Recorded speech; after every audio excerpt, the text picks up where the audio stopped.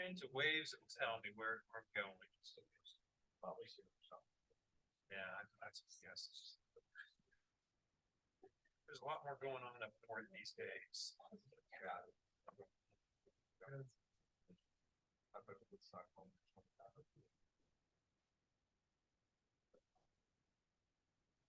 I think what Dunwoody was, I was probably 6 years old first entered at Dunwoody. And so we're on Massey Court right now. And it was all brand spanking new back. And there was nothing. To get up to Lanier, you had to go East Industrial Park.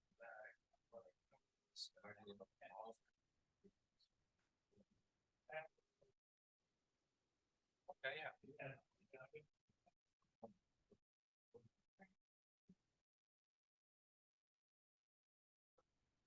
See a lot of what I was there. So it was probably, I guess I was 68. He survived, went through the tornado and all that good stuff. Yeah,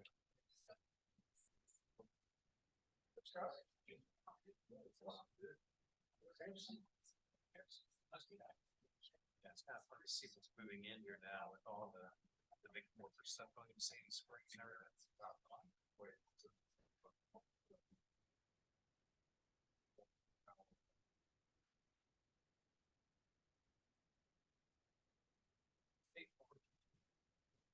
Guys, favorable or unfavorable state? You catch a lot of grief. Yeah, well, that's what. That's just everything.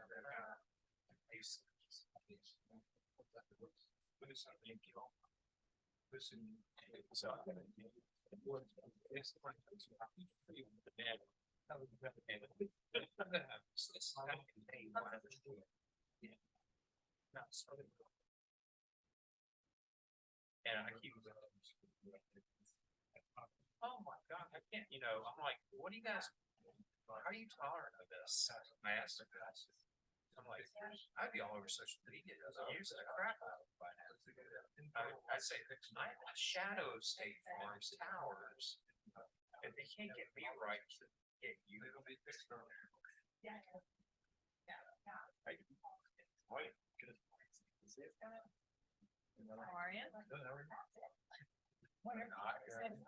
For the meeting? Fingers crossed. Doesn't go too long. That's the this one, Jason's like,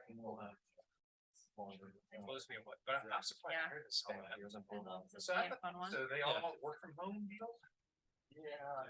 I think insurance still is nothing like. Yeah, thankfully. And a pretty easy past couple of months for you guys. I know it's like that.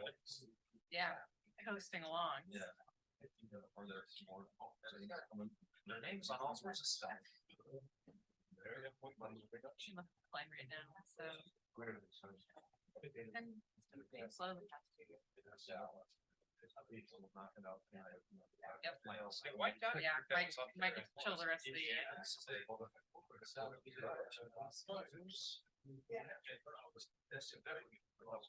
thought they were picking that up.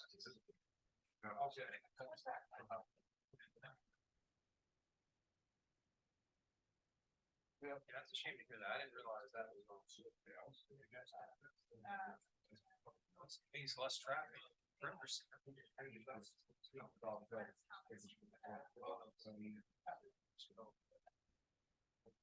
Yeah, they never all fills in at once.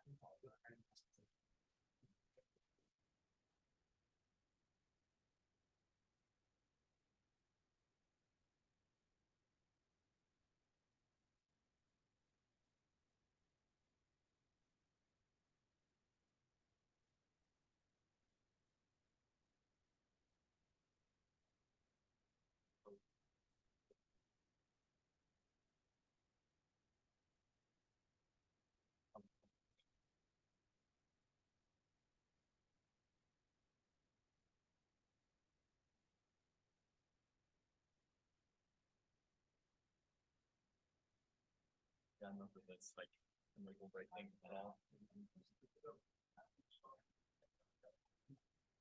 See y'all later. Good night. If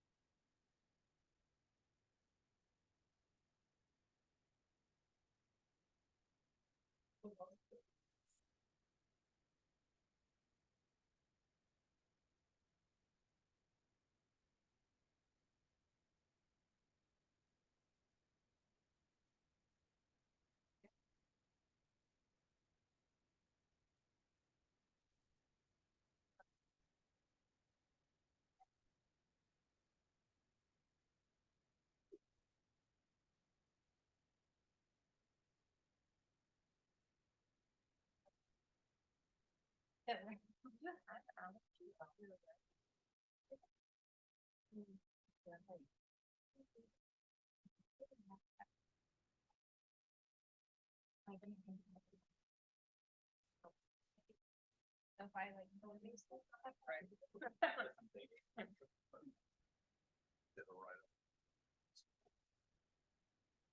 I think, yeah, no, it's incredible.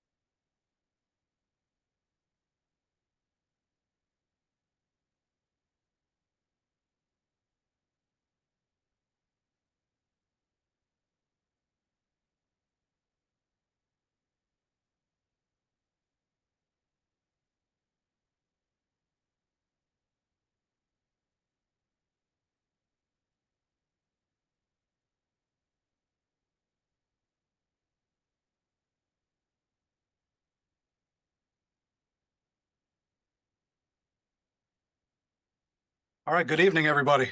Got a good crowd here tonight.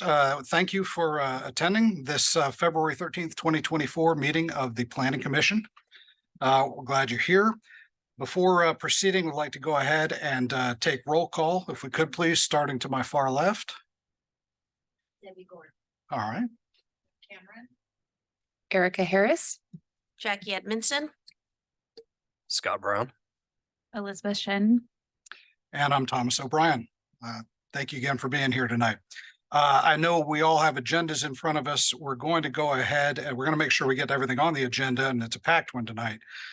But we're going to change the order up just a little bit. The next item that we're going to do is an organizational and procedural item, and that is elect our officers.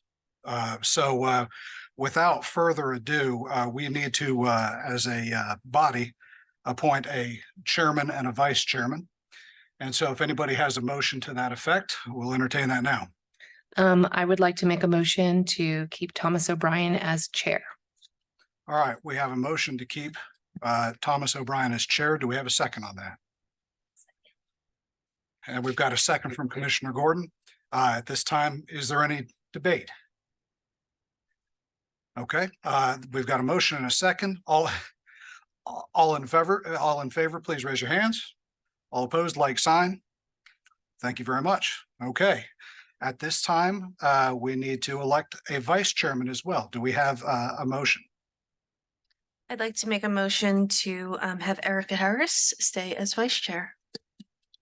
All right, we have a motion for vice chair. At this time, is there a second?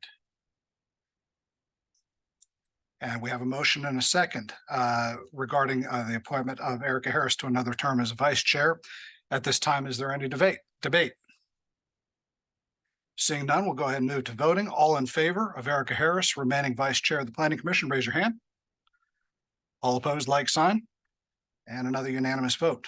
Well, thank you, everybody, for your confidence, and we'll look forward to another year of service.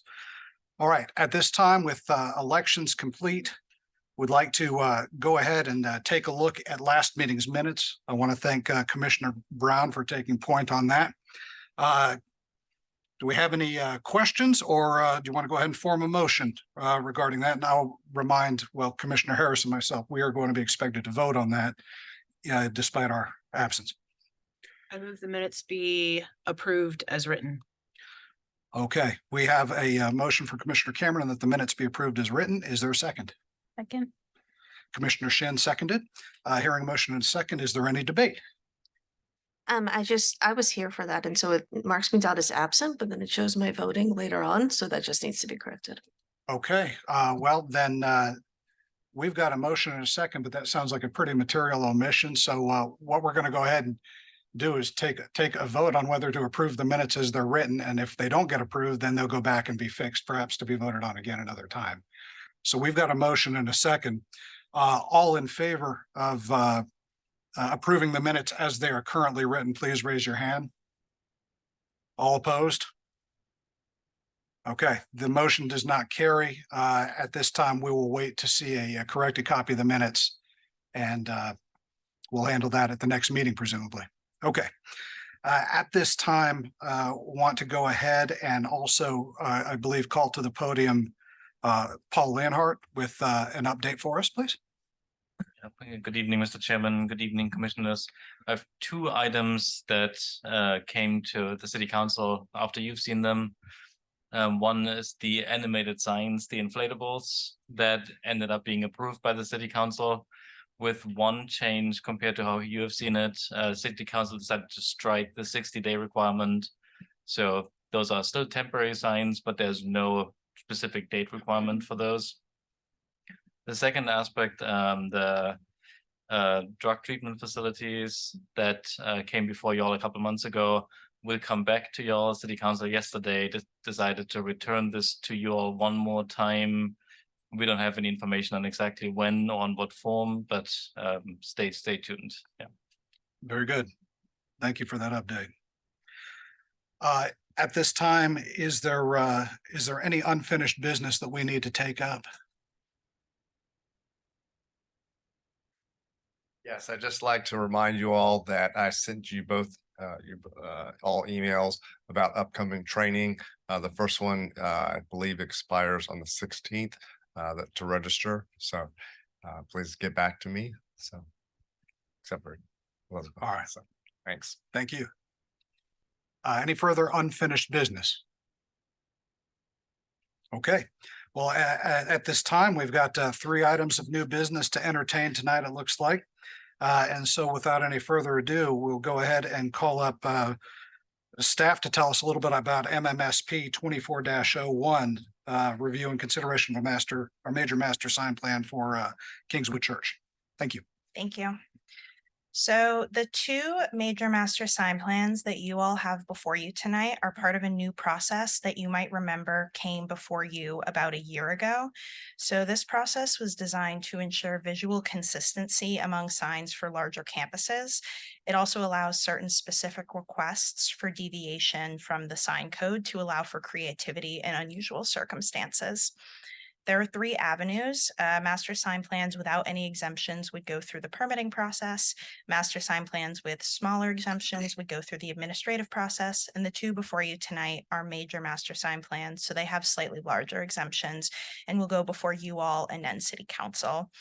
And since this is a brand new process for us and for you all, if you have any recommendations for us on the presentation style, the staff memo format, anything of that nature, please email or call me after the meeting so we can incorporate your feedback moving forward.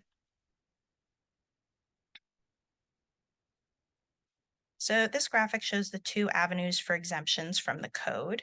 I'm happy to return to it at any point during the meeting if anyone needs a refresher on which sort of items can go through the administrative process and which ones need to go before you all. As a quick note, if any of the 4 changes allowed as part of the administrative master sign plan are included with any of the 3 changes allowed as part of the major master sign plan, they will go through the major master sign plan process. You'll see that with both of the cases tonight. So the criteria for visual consistency for master sign plans is based on at least 3 of the following factors: color scheme, lettering style, materials, and location of signs to be posted on buildings.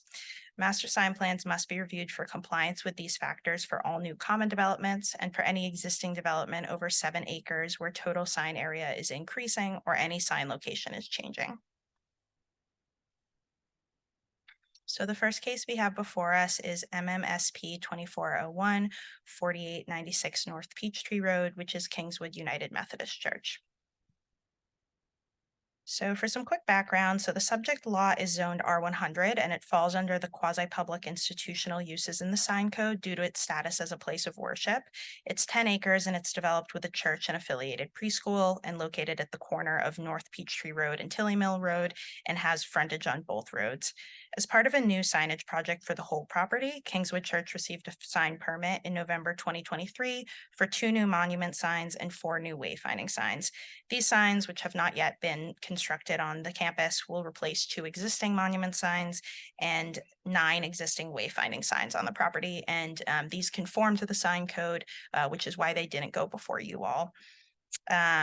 Since the subject property is 10 acres and they're proposing additional signs in new locations, the master sign plan process is triggered. In this case, Kingswood Church is requesting to exceed the maximum count for a sign type and to exceed the maximum area and height for an individual sign, which prompts the major master sign plan process. And so the signs that have been previously permitted are shown below. So Kingswood Church is proposing 2 new signs to complete the signage project that was begun with the previously permitted signs. So they're proposing a building entrance wall sign and a monument sign. The monument sign can be seen in the top right image that will replace an existing non-conforming sign that consists of 3 crosses directly at the corner of North Peachtree Road and Tilly Mill Road. Then they're also doing a building entrance wall sign that will be placed on the preschool entrance facade facing Tilly Mill Road. That can be seen in the image to the bottom right. So this slide shows the site plan with the requested signs outlined in yellow and marked with yellow stars. Again, I'm happy to return to any of these images at any point during the presentation. So this chart shows the regulations of what is allowed per code versus what is proposed. So per code, they're allowed 2 monument signs. The applicant is requesting a third, prompting the major master sign plan process. The code also specifies that building entrance wall signs can be no more than 4 square feet and no taller than 6 feet from the door threshold to the top of the sign. The proposed building entrance wall sign will be 30 square feet and 13.5 feet above the door threshold, which would prompt the administrative master sign plan process if these two were standalone requests. However, since it's included with a request that triggered the major master sign plan process, all 3 requests are before you all this evening. Typical wall signs as seen on commercial properties are not allowed for quasi-public institutional uses. That's why this is a building entrance wall sign instead. Through the master sign plan process, the applicant may reallocate the overall site-wide sign area for building entrance wall signs to a single sign.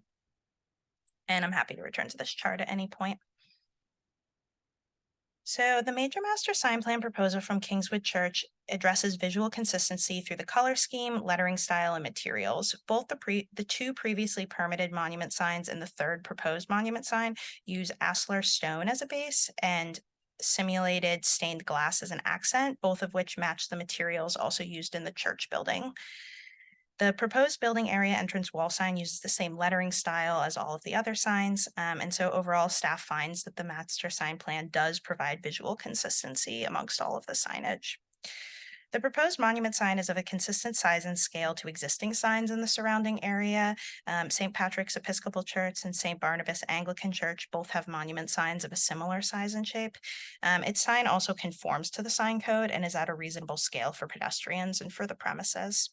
The proposed building entrance wall sign is also at a reasonable scale to the size of the subject structure. It is at a fairly modest size and fits the facade of the preschool entrance.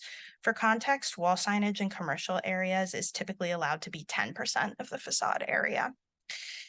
The subject property is fairly unusual since it exists at the corner of North Peachtree Road and Tilly Mill and therefore has 2 separate frontages and 5 different vehicular entrances. Additionally, the existing sign at the corner of North Peachtree and Tilly Mill is non-conforming and does not match a permitted sign type in the sign code. It's approximately 18 feet tall and 190 square feet, which exceeds what would be permitted for a monument sign per code. Staff finds that the proposed monument sign is in fact an improvement for the property as it replaces a non-conforming sign with a conforming sign, and is at a pedestrian-friendly and more reasonable scale than what's existing. The topography for the subject property is fairly unusual. The church and preschool building sits approximately 15 feet below the grade of Tilly Mill Road.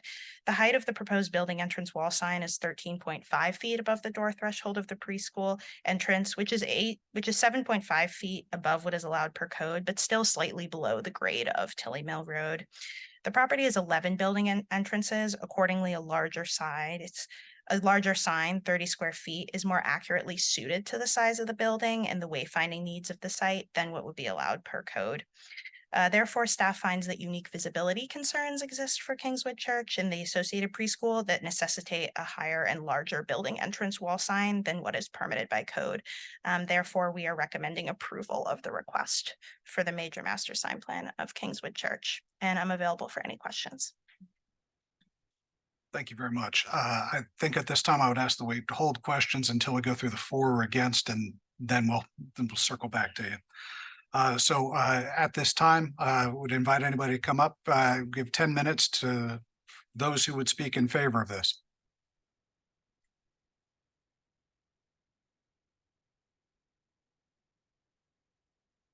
Well, thank you very much for reviewing this process. I'm Paul McKeever, the petitioner, here with Charles Broom and Phil Coburn. And we are just really excited about being able to have these new signs and the 2 that are already in place. Slides in here. Oh, there. Sorry, got it. So just want to mention, I believe you all may have packets, like the full packet with the design submission that has a bit more information. So we just excerpted a few images from there. And this is the existing sign at the corner that's being replaced or being proposed to be replaced.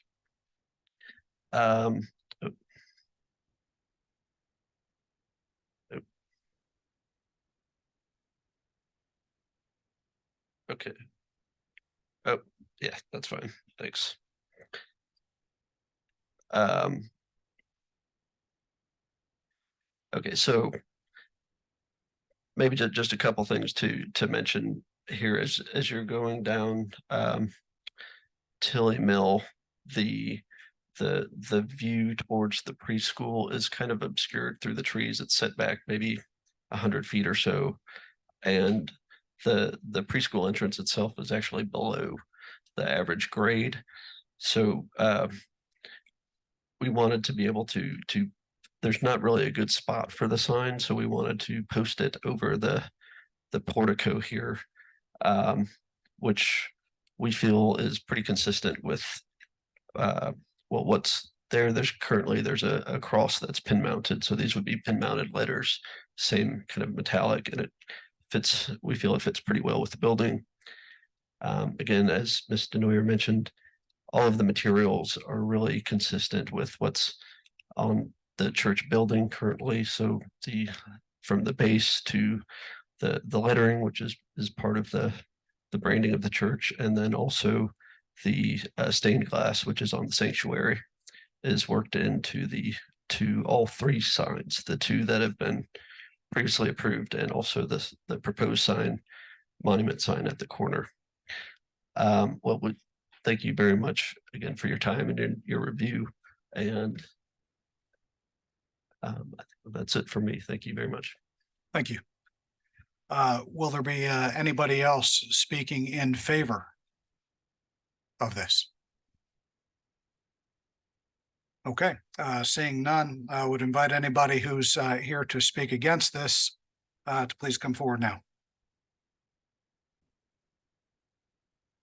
Okay, seeing none, at this time, we'll open it up for commission comment, question, discussion. If we can start over on, shall I start over on the other side, Commissioner Shand, are you good? Yeah, I have one question.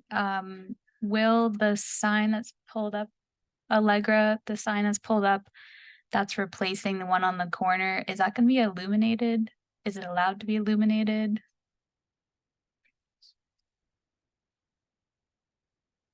So the sign would not be internally illuminated, but there are in-ground uplights Okay. that are being proposed. Thank you.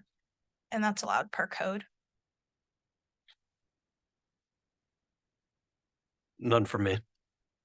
None from me. Okay, not a whole lot of discussion at this time. With all that said, somebody want to form a motion?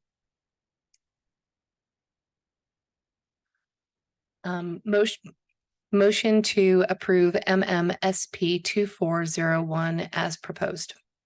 Okay, we've got a motion by Commissioner Harris to approve MMSP 24-01 as proposed. Is there a second? Second, Commissioner Shin seconds.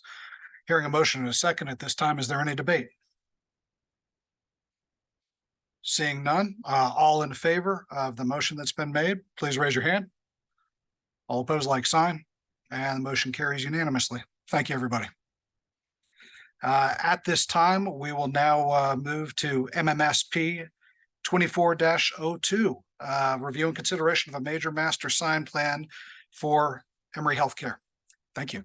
Thank you. So the subject lot is zoned office institution. It's 4.7 acres and it's developed with an existing ambulatory surgery center, while a medical office building and parking garage are both under construction. It's located at the corner of North Shallowford Road and Pernishall Court and has frontage on both roads. Since Emory Healthcare is a new common development as defined in our code, the master sign plan process is triggered for their new signage. So they're requesting a major master sign plan in order to exceed the maximum count for 2 sign types, to exceed the maximum height for 10 individual signs, and to exceed the maximum sign area. They are proposing to keep 1 existing wall sign, that's what's shown in the photo to the bottom right, to reface 1 existing monument sign, that's shown in the rendering on the bottom left, and to construct 2 new wall signs, 2 new monument signs, and 8 wayfinding signs. One of the wayfinding signs is replacing an existing monument sign, and 3 existing wayfinding signs will be removed. So here are the 2 proposed wall signs. Here are the two proposed new monument signs. And these are the 8 new proposed wayfinding signs. So I'm happy to return to any of these images at any point. Here is the proposed site plan. As a quick aside, you might notice that there are 2 signs located on North Shaliford Road in the right-of-way dedication per the purchasing agreement. The City of Dunwoody and Emory Healthcare have an encroachment agreement for those 2 existing monument signs that allows Emory Healthcare the right to access, repair, maintain, and replace these signs. And so they are proposing to repair one by refacing it and replace the other. That satisfies the requirements of the encroachment agreement. So this chart shows the regulations of what is allowed per code versus what is proposed. So the property is allowed 2 monument signs. The applicant is refacing 1 existing monument sign and proposing 2 new ones, prompting the major master sign plan process. Additionally, the property is allowed 2 wayfinding signs of no more than 6 square feet in area and 3 feet in height. The applicant is proposing these 8 wayfinding signs. 4 of them will be 6 square feet in area and 3 feet in height. 3 of them will be 6 square feet in area and 3 feet in height. 4 of them will be 12 square feet in area and 6 feet in height. And 1 sign will be 24 square feet in area and 6 feet in height. Lastly, the applicant is proposing to locate these 2 new building wall signs on the medical office building at 39.75 feet and 42.1 feet above grade respectively, which exceeds the maximum height above grade of 24 feet dictated in the sign code for this zoning district. This would prompt the administrative master sign plan process if it was a standalone request. However, since they already have requests that would need to go through the major master sign plan process, we're routing them all together to you all. So the major master sign plan proposal from Emory Healthcare addresses visual consistency through the color scheme, lettering style, and materials. All the proposed signs use the same navy blue background color, the same white text and arrows, and the same golden blue accent colors. The 2 proposed monument signs use masonry bases that match the existing monument sign to be refaced. All the proposed signs also use the same lettering style as the 2 existing signs. Overall, staff finds that the major master sign plan proposed does provide visual consistency with both the proposed and existing signs. The proposed signs are of a consistent size and scale to existing signs in the surrounding area. Emory Healthcare has a medical office building on the other side of the road that has an existing monument sign of a similar size and shape. And the 2 new proposed monument signs are also of a similar size and shape as the ground signs for North Shaliford Plaza and Independence Square, providing a reasonable scale for pedestrians and for the premises. The proposed wall signs are also at a reasonable scale to the size of the subject structure. The subject structure has fairly large facades, and the proposed wall signs are below the maximum wall sign area allowed. The subject property sits at the corner of Pernishall Court and Tilly Mill Road and has 2 separate frontages and 3 different vehicular entrances. The sign code allows for 1 monument sign per frontage up to 2 maximum. The applicant is proposing to reface 1 existing monument sign by the curb cut on North Shaliford Road in the same square footage as what is existing. And then they're also proposing to install these 2 new monument signs that will meet the code restrictions on height and square footage, 1 at a curb cut on Pernishall Court and 1 internal to the site. Staff finds that the request is minor in nature, given that the new monument signs will conform to the code in every aspect, except for the count for the sign type. The topography for the subject property is a little unusual. The property slopes down approximately 20 feet from the corner of North Shaliford Road and Pernishall Court towards the eastern property line. And the new medical office building sits approximately 17 feet below the intersection. The height of the proposed wall signs is a maximum of 18.1 feet above what is allowed per code, but is designed to help make up for that downward slope. Due to the changing of grade, staff finds that unique visibility concerns exist for the medical office building that necessitate higher wall signs than what is permitted per code. The needs of a healthcare campus are also somewhat unusual compared to typical office buildings that would be in an office institution zoning district. Due to the large number of visitors only occasionally traveling to the property, patients at the Emory Healthcare campus would need to orient themselves accurately in order to distinguish between the ambulatory surgery center and the medical office building, and the healthcare staff have a different entrance and parking area from patients, and delivery trucks also need a clear demarcated route. Per the sign code, the property is only allotted 2 wayfinding signs, and the applicant is proposing 8, which staff finds reasonable given the additional wayfinding needs of a healthcare campus. Therefore, we're recommending approval of the request for the major master sign plan. Thank you very much. At this time, we'll ask commissioners just to hold questions until we've heard the fors and against. So at this time, anybody speaking in favor of this, I would ask to please come forward now. We've got 10 minutes.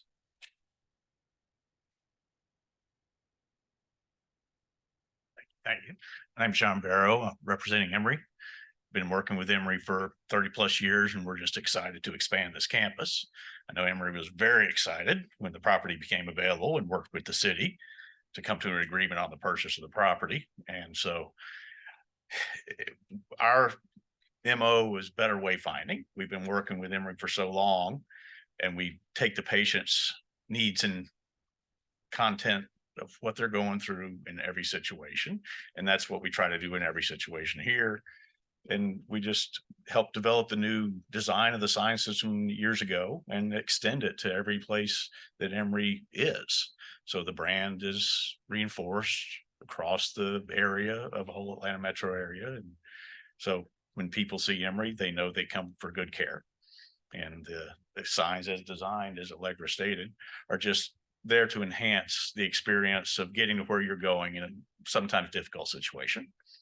So thank you for your review, and certainly thank the staff for their assistance. I know both these master sign plans tonight are the first for the city, so we're excited to be part of that as well. So thank you. Thank you. Will there be anybody else speaking in favor of this? Seeing none, if there's anybody here to speak against it, speak forward or step forward and be heard. All right, hearing none, at this time, we'll open the floor up for questions and discussion, this time starting with my left, Commissioner Gordon. So we had a public comment sent to us regarding the lighting of the signs. So are they going to be lit? Yeah, we can clarify that. So the building wall signs are going to be halo lit. That's what's allowed per code. As a quick note, the master sign plan process cannot be used to allow for changes in lighting beyond what's requested or beyond what's allowed per code. So they're going to be halo lit. So what does that mean exactly, like to the neighboring businesses and residences? So halo lighting is a style of lighting that sort of comes out from behind the sign. So rather than, lighting that's internal to the sign, it's from behind. And so it has more of like a shadow appearance than a direct one. Okay. Oh, thank you. That's all the questions I have. And you said halo lighting was allowed by the code? Correct. Okay. The only question I had is about the height above grade. It looks like a big difference, from the 24-foot maximum height to 42. Is that on the second building on the medical office building that's currently under construction? Yeah, it's on the medical office building. All right, and that's to accommodate the grade from the street level? Mm-hmm. And the height of the building as well. Okay. Is there going to be any change on the building, the existing building? No. Okay. I don't have anything else. Thanks, Allegra. Thanks. So speaking specifically about the sign that is on the medical office building, so it would be considered sign number 3. How many homes are facing that sign? Which?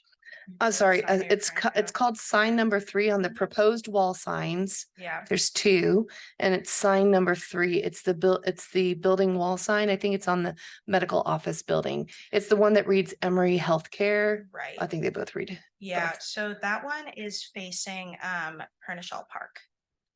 So it's not, it's because I'm just trying to make sure. I see Personal Park. There's no homes that are directly abutting that on the map. It's because it's the one on the far right. There's Yes. So that one is facing Pernishaw Park. okay. Trying to remember that neighborhood. It's facing sort of partially, so it's both facing There's the boundary of the park on the left-hand side or to the west. And then there's the enclave. It's like that new John Wieland development on the right-hand side. That it's Right. partially facing as well. Okay. I think my question for that, because and that's what I was trying to, based on the photos, and I'm trying to remember that area. I think there might be 2 homes that have backyards facing that sign on the medical office building that we're talking about. Sign number 3 that is facing out towards Personal and a couple of those homes.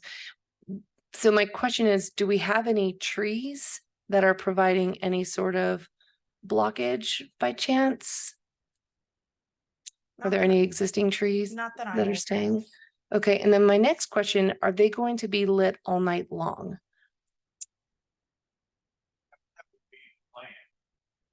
Okay.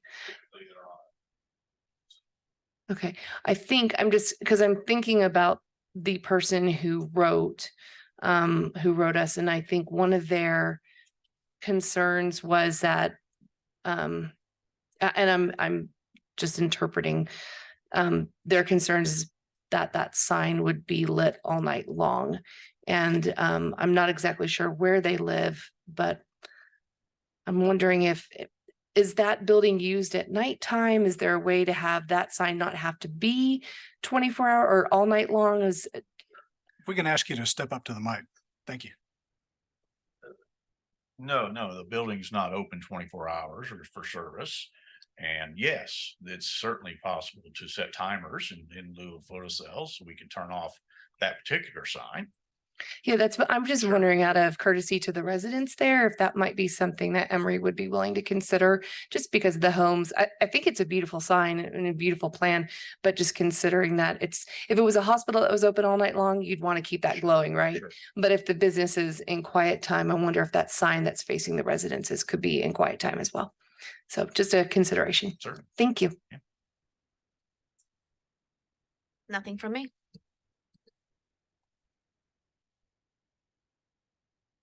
I just want, for Allegra, just a quick clarification. The 2 wall signs, they're conforming in size. It's only the height that we're considering that is not conforming.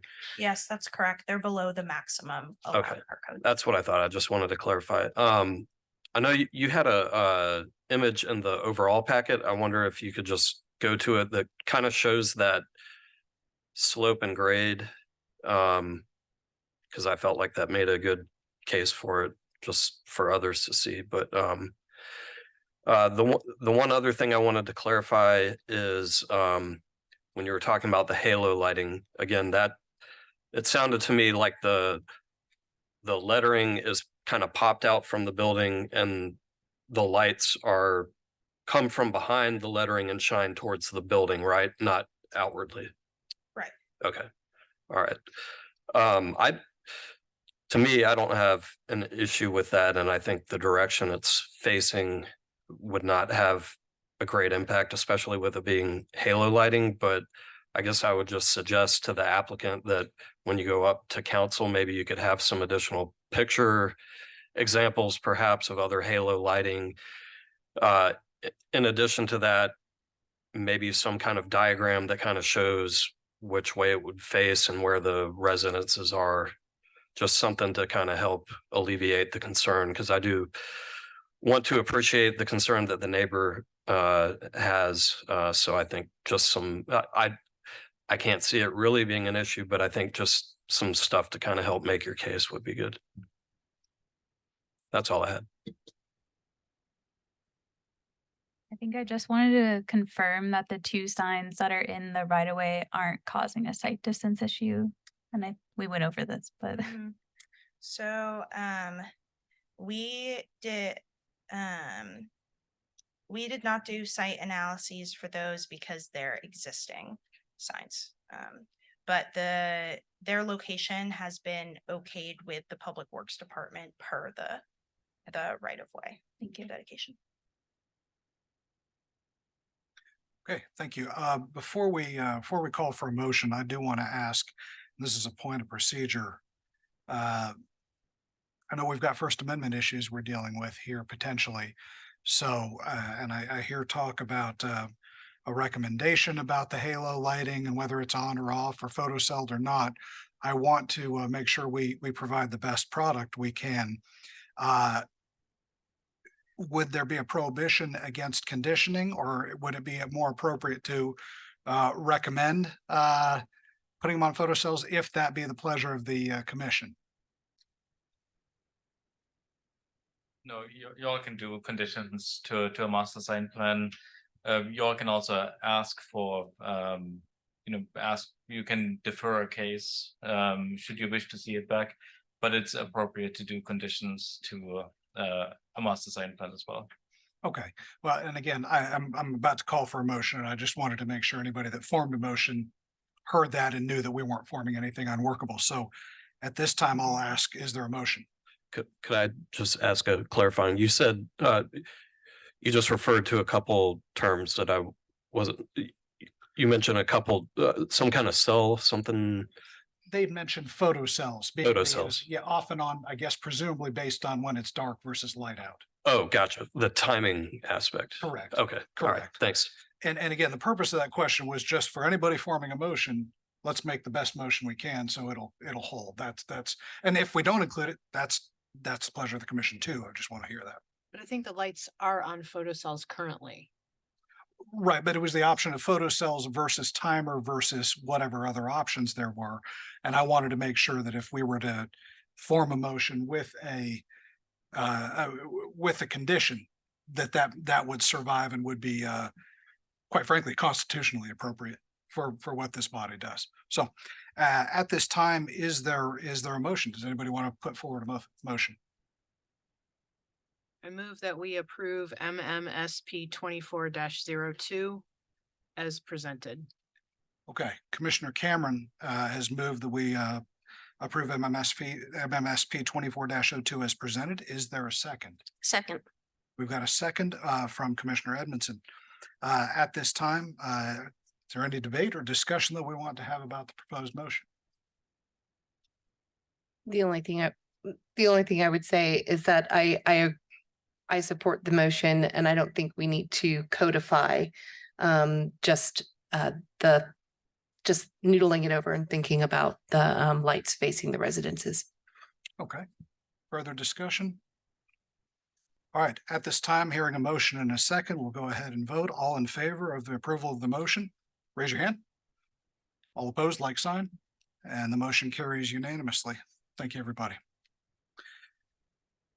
All right, next order of business. This looks like a big one. We're looking at RZ 23-03, request to rezone 245 Perimeter Center Parkway from PDC to amend the zoning conditions of case RZ 15-072 to allow the development of a mixed-use project, including office, hotel, and multifamily residential with associated retail, restaurant, amenity space, and structured parking. There's a lot there. Okay, so this evening, what we're reviewing is RZ 23-03, and this is a project that has been before the Planning Commission, but it was all the way back in 2015. This is for the Park Center development. If you're not familiar, it's over in the Perimeter Center by the Dunwoody MARTA station. It's the new big glassy buildings right at the corner with the State Farm signage on them. So essentially, they were approved in 2015, and now they're coming back wanting to make amendments to the mix of uses that's allowed on the property. So a little bit of background.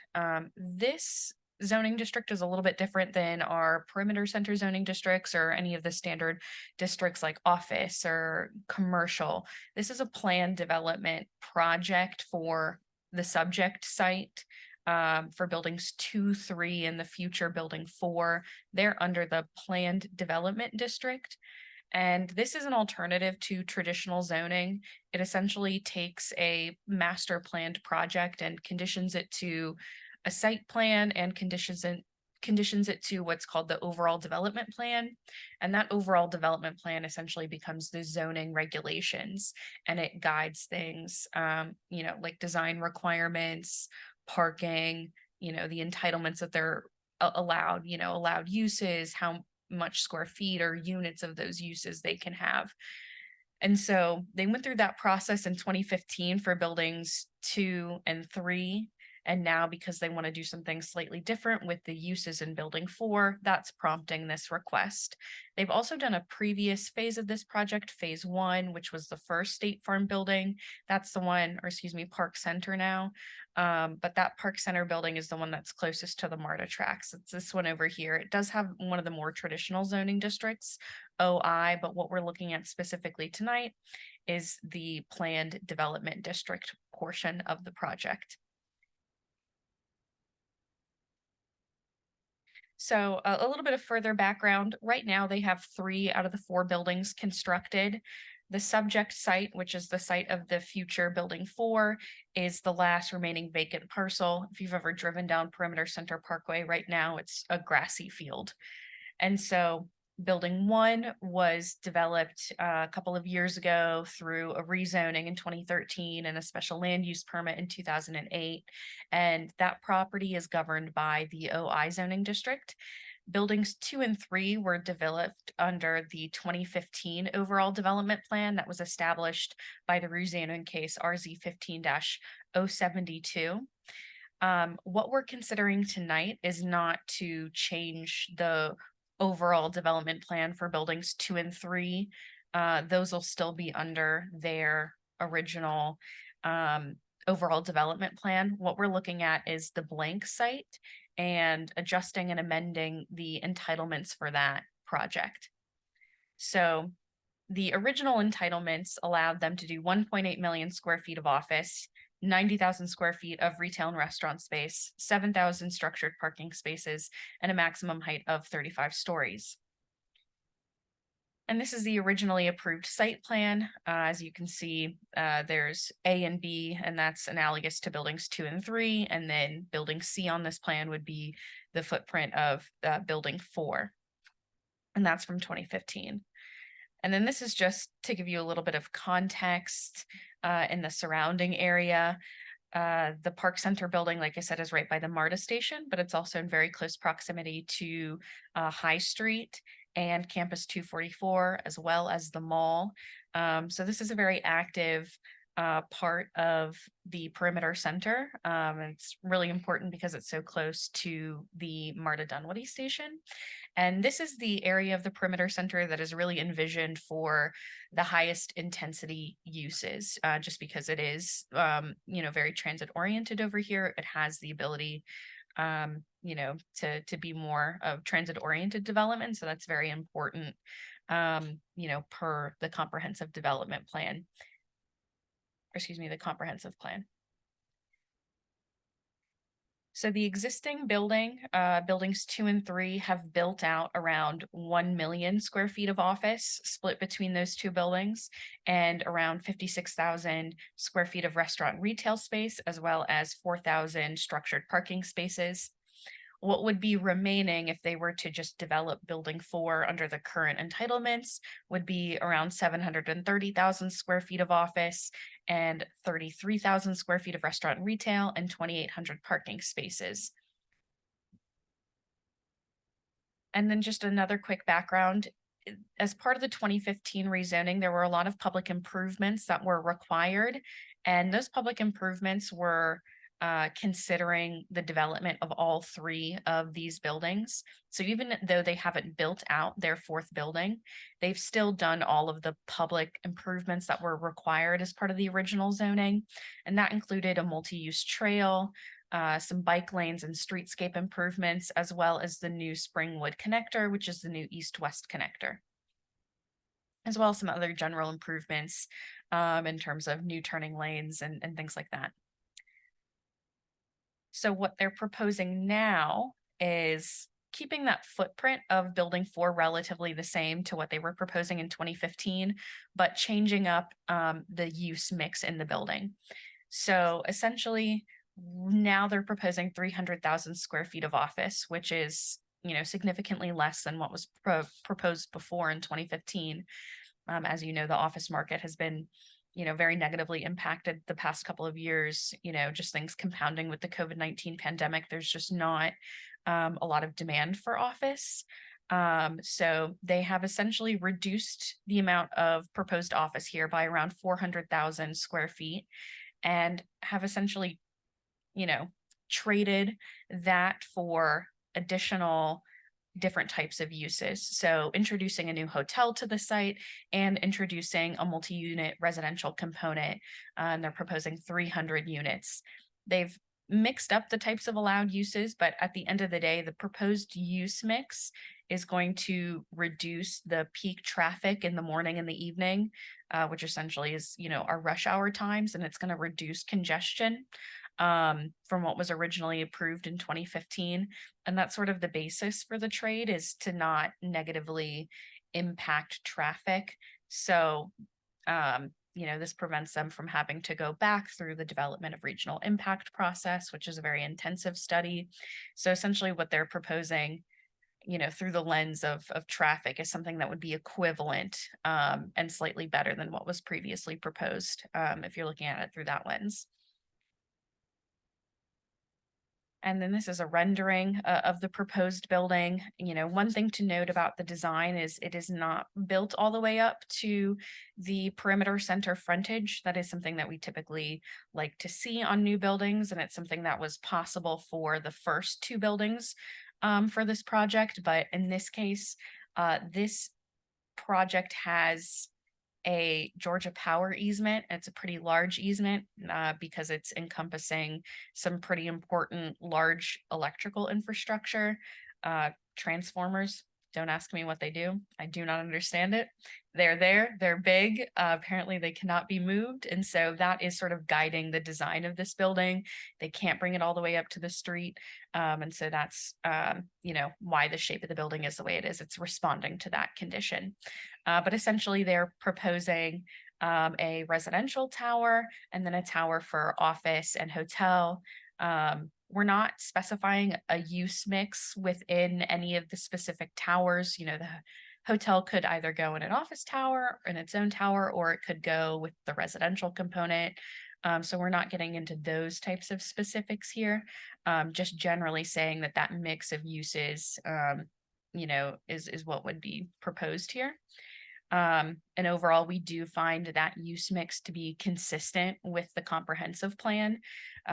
Specifically, the comprehensive plan calls for hotel development near MARTA stations. It also calls for mixed use live work communities, and especially that would be a benefit in proximity to MARTA.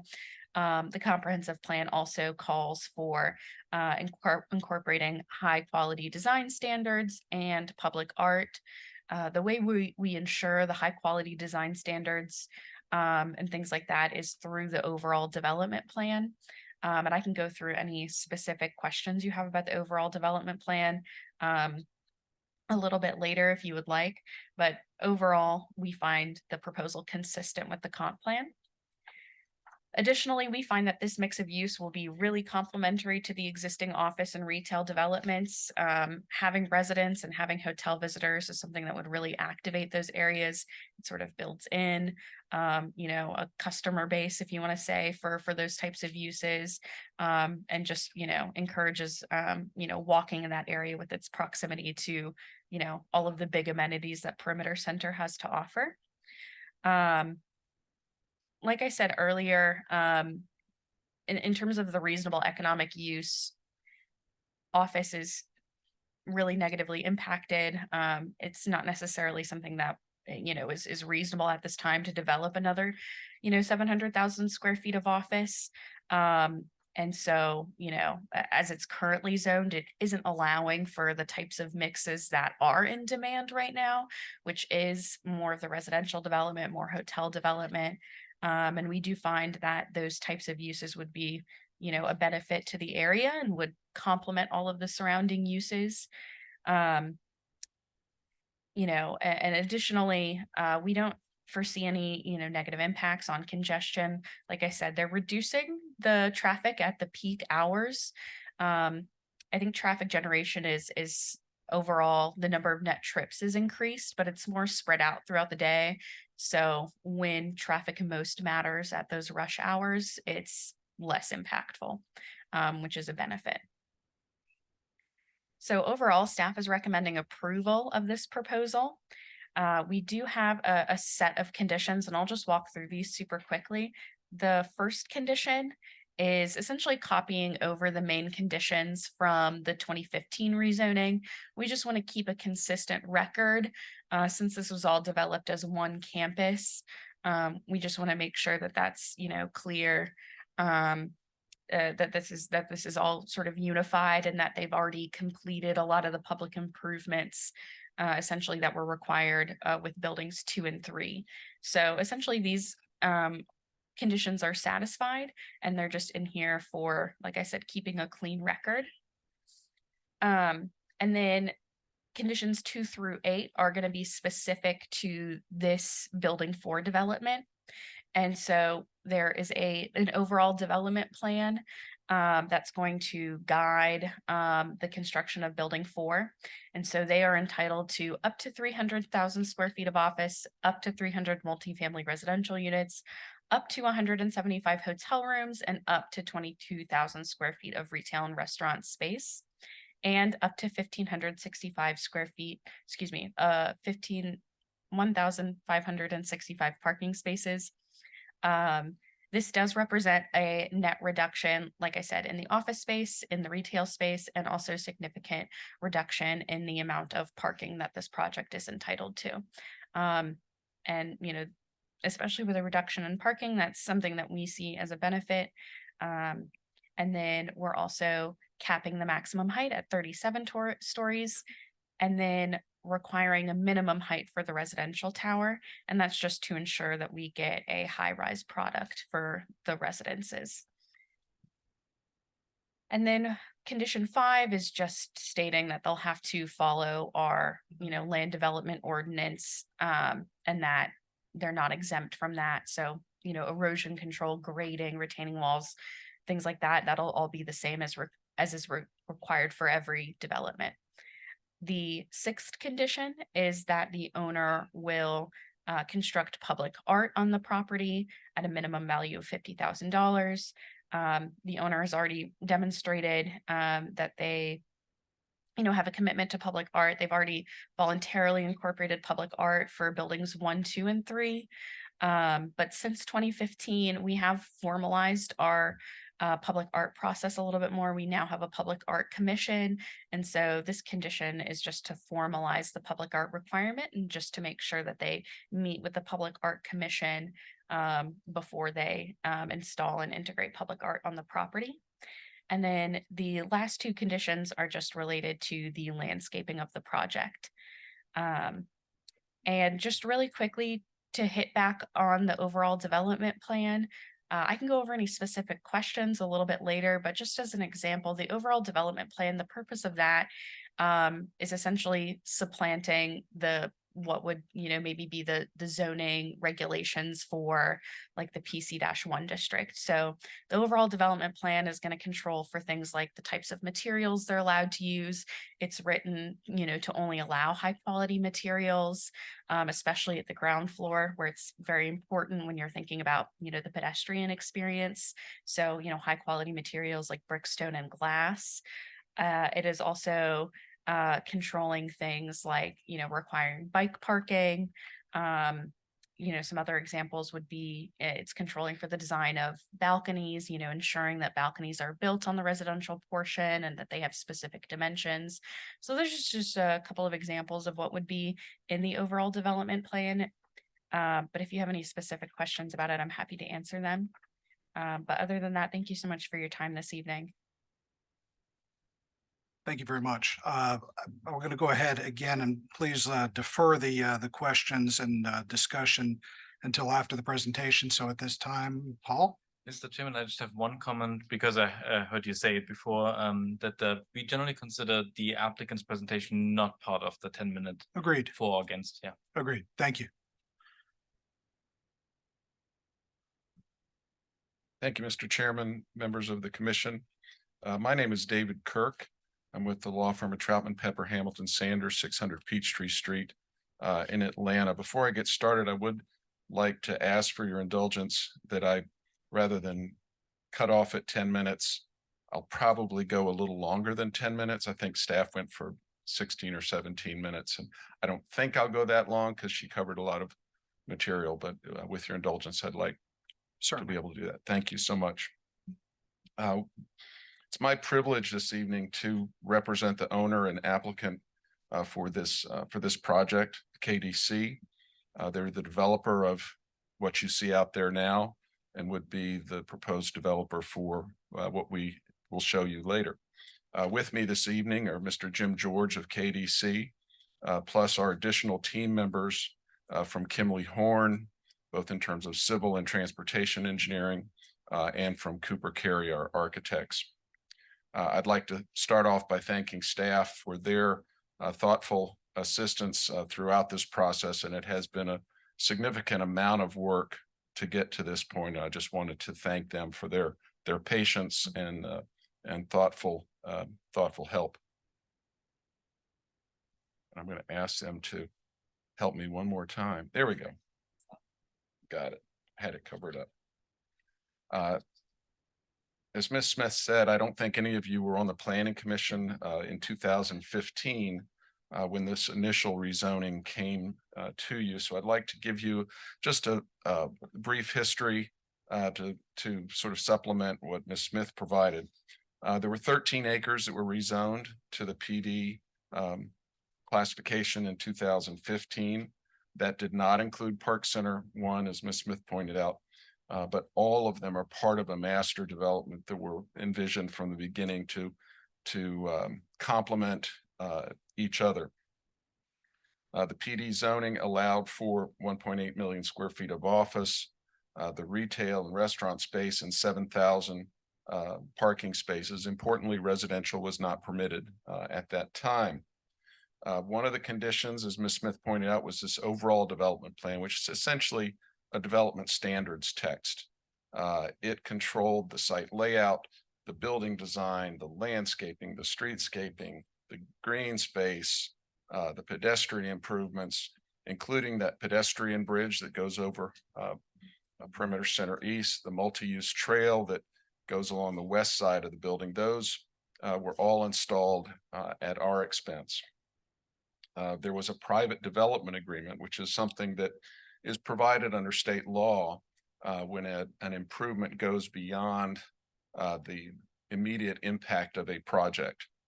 And that private development agreement committed KDC to building what was then called the East-West Connector and is now the Springwood Connector. Again, that was at our expense, and that has been dedicated to the city. There was a development of regional impact study and review approved by ARC and by the Georgia Regional Transportation Authority in 2015. As staff pointed out, the proposal tonight represents a reduction in peak hour traffic from those 2015 levels. You see the amount of office and retail and parking spaces that were previously permitted. And importantly, all the conditions that were in the list of conditions, the overall development plan that was set forth in 2015 have been satisfied. The streetscape has been put in, the trail system, pedestrian access to MARTA. Site 4 participated in all of these improvements when they were established, and continues and will continue to contribute to the upkeep and maintenance cost of all those as we move forward. I'd like to give you a very quick visual tour. I know many of you have driven by, but I'm not sure that, well, I know probably none of you have hovered over the site in a drone, but I can give you a very quick overview here of the site. This again is building 1. We actually extended the MARTA platform to connect right in the building of building 1 when that was constructed.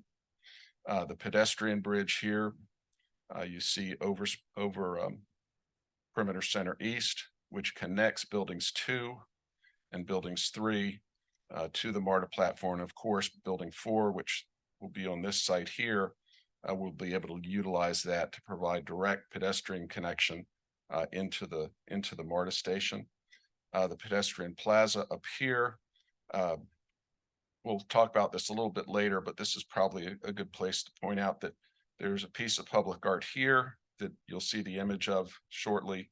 There's also a piece of public art here, and I believe here, more or less sort of silvery kinetic structures, kinetic sculpture that's really quite attractive. That again, let me emphasize, those were put in voluntarily by the developer.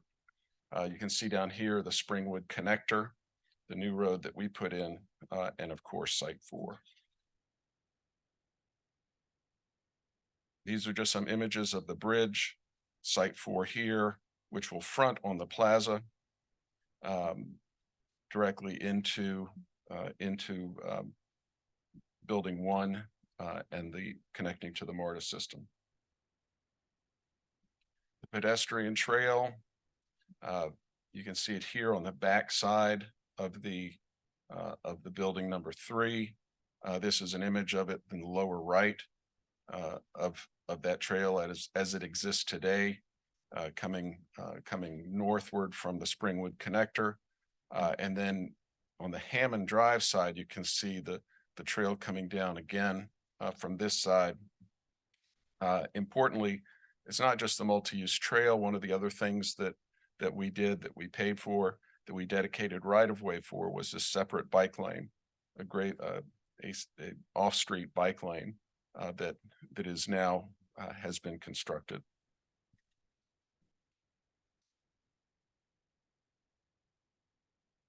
The streetscape, this you can see along Perimeter Center East here.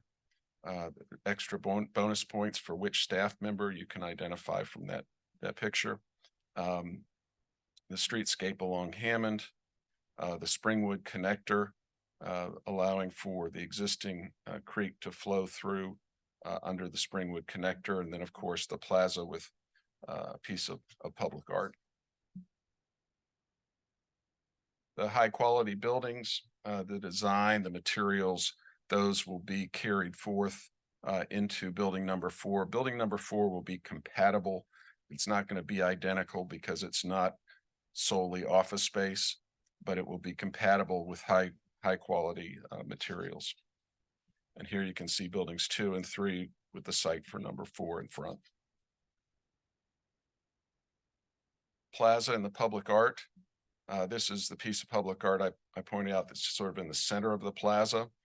There are 2 other pieces down this way and this way that the developer voluntarily installed, and we've made that commitment before. The city staff thought it was appropriate to include that as a condition. Frankly, we're going to do it whether it was a condition or not. We do. In the few minutes, I'm going to show you some wording that we would prefer for the condition, just so it's very clear what we intend to do. So that brings us to the current request that reflects the fundamental changes in the world and in real estate over the last several years. And it's actually quite simple. We would like to rezone the site from PD conditional to PD conditional, so no real change of the underlying zoning, but simply to modify the site plan and to modify the conditions primarily to allow for a residential component, greatly reducing the amount of office and still keeping the parking well below what the current entitlement is. We want really the overall aim is to create a true mixed-use development that reflects the changes that we've all seen and experienced in the market, the realities of today, and really leverages that benefit of being proximate to the MARTA rail station. It's to support the overall health of the project, the overall success of the project, and of MARTA and of the city itself. As staff has noted, the proposal is consistent not only with your comprehensive plan, but with the Edge City 2.0 study, as well as the Livable Centers initiative work that has been done. both staff and I mentioned the DRI that was done, the Development of Regional Impact study that was done back in 2015. And this reduces peak hour traffic from those levels. The quote here is from ARC. One of the things we did, and our traffic engineer is here to talk about that more if you have any questions, but one of the things we did is we reached out to ARC, said, here's what you approved in 2015. Here's what we're proposing now. Do you have any concerns that would, and as part of a traffic impact analysis, do you have any concerns that would cause us or require us to go back through the DRI process? And they said no, and they encourage us to actually densify even more than what we're proposing to take best advantage of the proximity to the MARTA station. So that is a direct quote from Mr. Shockey at ARC. The program, just conceptually, very, very quickly, buildings 1, 2, and 3. I think Ms. Smith mentioned that we would have 3 main components here: office, residential, and hotel, along with associated retail and restaurant uses. The office and the residential would not likely be in the same tower. It is possible the residential and the hotel, or as you can see here, the office and the hotel would be in the same tower. And as you can see on the side, I think this is more than 1,000 spaces below parking that we're currently entitled to. So significant reduction in parking still. The landscape plan looks very similar to what we had before. What you see there in gray is existing. That includes the plaza, all the streetscapes, the landscaping along the backside by the multi-use trail. These are the same type of plant material that we actually had showed in 2015 that are on the site now, and we would continue those elements. Down here in the lower right, I think it's important to point out that all the tree recompense, all the tree density units that we were required to put on the site for buildings 2, 3, and 4 have already been put on the site. They were already done in connection with the development of buildings 2 and 3. I just wanted to point that out very quickly. Another thing I want to point out, and I apologize, this is a busy slide because we've done a lot of things in terms of sustainability. Most of these exist now. Pretty much, if you look everywhere to the west of the plaza, those are already in place in terms of bike parking spaces, bike lanes, pedestrian design, walkability, lining the roof to reduce the heat island effect, putting amenity decks on top of parking deck roofs, and landscaping, et cetera, et cetera. We're going to continue to do that with building number 4 by adding additional bike spaces, not just the ones that are required by code to be outside and accessible, but inside the building. The residential tower in particular, we anticipate would have bike storage and other amenities for bikes. We're covering the parking deck with amenities and landscaping. Down here in the lower right is our fire lane. We're actually going to have pervious paving on that fire lane. So that you can see there's a lot of sustainability measures that currently exist, and we're going to continue to do more. And I can come back to any of these at any time, but I want to sort of go through this, so and then happy to come back at any time. The conceptual, this conceptual rendering, this would be, and correct me if I'm wrong, Scott, but this is a conceptual view of what the sort of maximum build out would be. Is that correct? So it could be buildings could be shorter, could be smaller, could be a little different massing. But we wanted to give you sort of at build out, if this were built out to the maximum of what we're asking for, this is exactly what it would look like. And as you can see, that scale is very compatible with the existing 1, 2, and 3 buildings. The vast majority of the residential units would have balconies. And as you can see, the site would be landscaped as well. So in conclusion,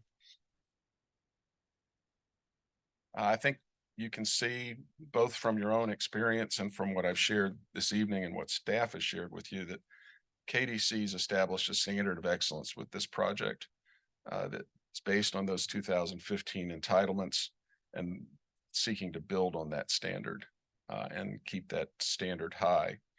There's been a significant shift in the market that supports the development of Park Center 4 slightly different than originally envisioned, but actually, quite frankly, in a better way.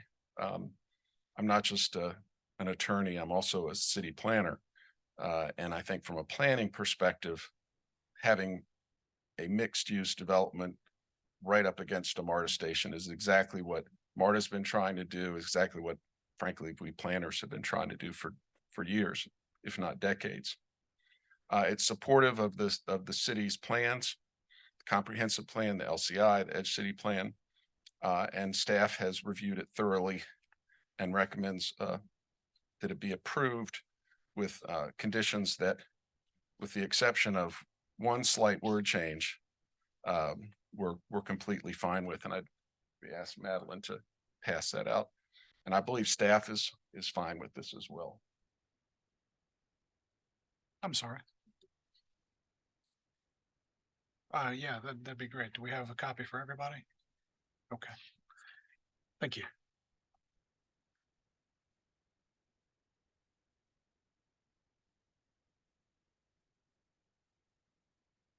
And as you can see, as Ms. Smith is handing this out, this is the lawyer in me coming out. Our concern with the way the condition was originally approved was simply the conjunctive word "and," which gave the impression that not only would we commit $50,000 toward public art, we would then build a piece of public art worth $50,000, which is actually $100,000. And after the proposed conditions were published, we had conversations with staff, and the intent of that is that we would have one piece of public art that would be worth roughly $50,000. And that's what the language that we believe the language that says proposed by applicant, but actually staff also has indicated they're fine with that language. We believe the substitute language accomplishes that and would ask for your consideration on that. So with that, I think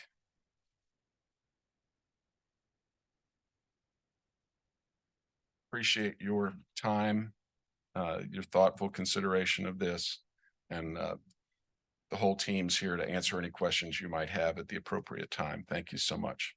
Thank you.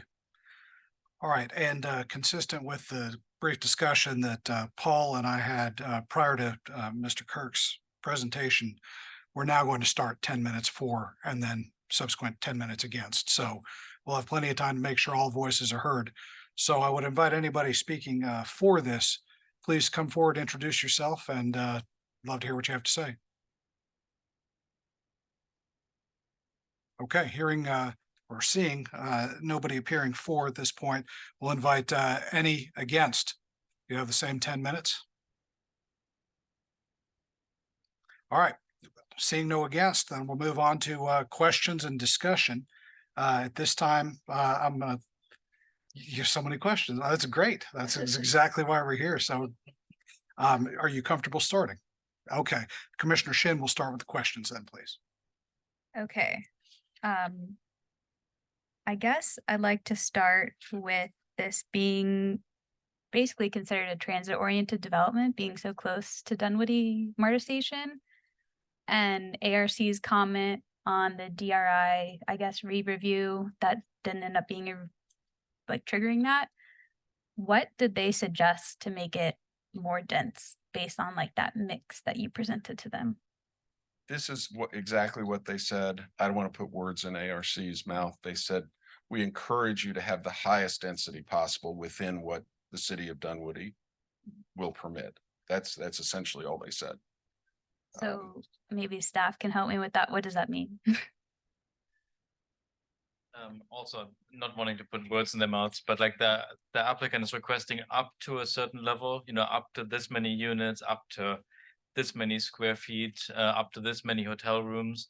And I think the Atlanta Regional Commission planner was suggesting that he thinks to max it out is the way to go for the applicant. Okay. All right, thank you. And for the traffic study, you guys kept hammering that, yes, the peak hour traffic volumes are less, but I would say that's because of the mixture change. You've reduced your office significantly from what was prior in the 2015. So that would contribute, I would assume, to that AM PM peak hour change.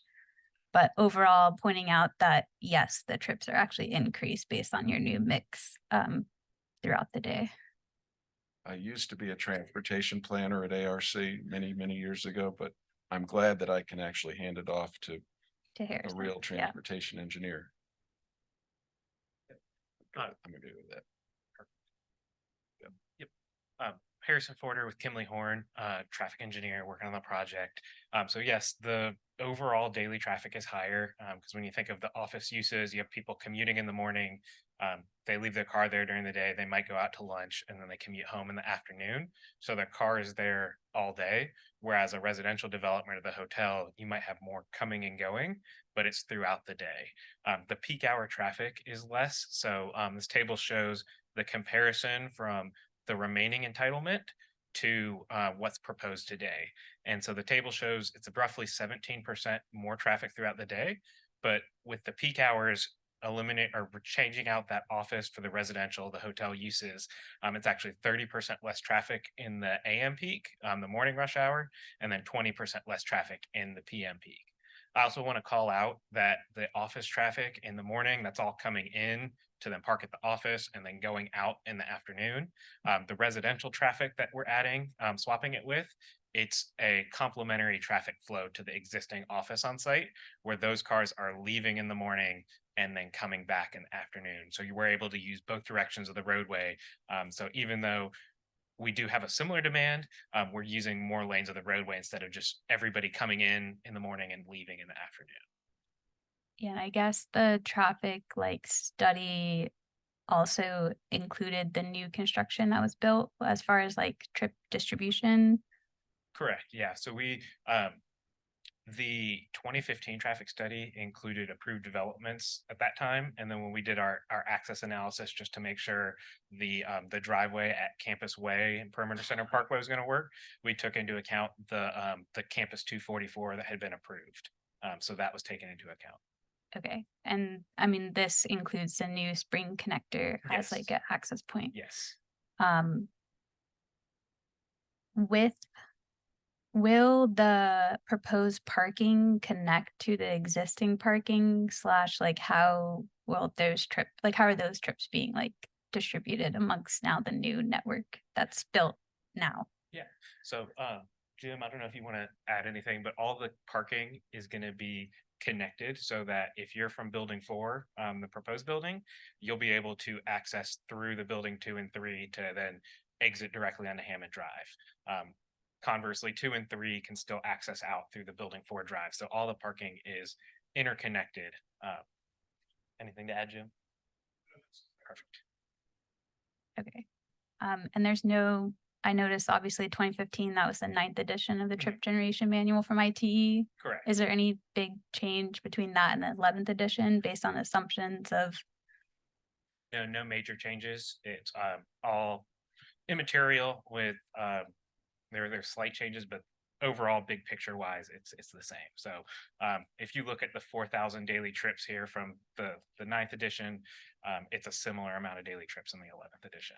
Okay. Thanks. That's all my traffic related Great. questions. Thank you.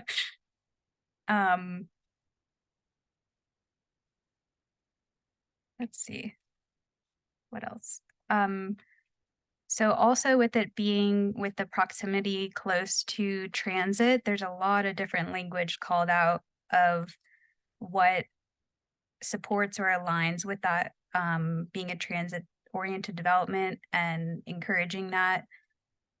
Something I've been noticing in at least the city of Atlanta of doing parking maximums. I know the city of Dunwoody does not require that when it comes to proximity to transit. And I appreciate that there's at least less new parking spots and you're not necessarily using the full like allotted going up to the 7,000 total that you were entitled to.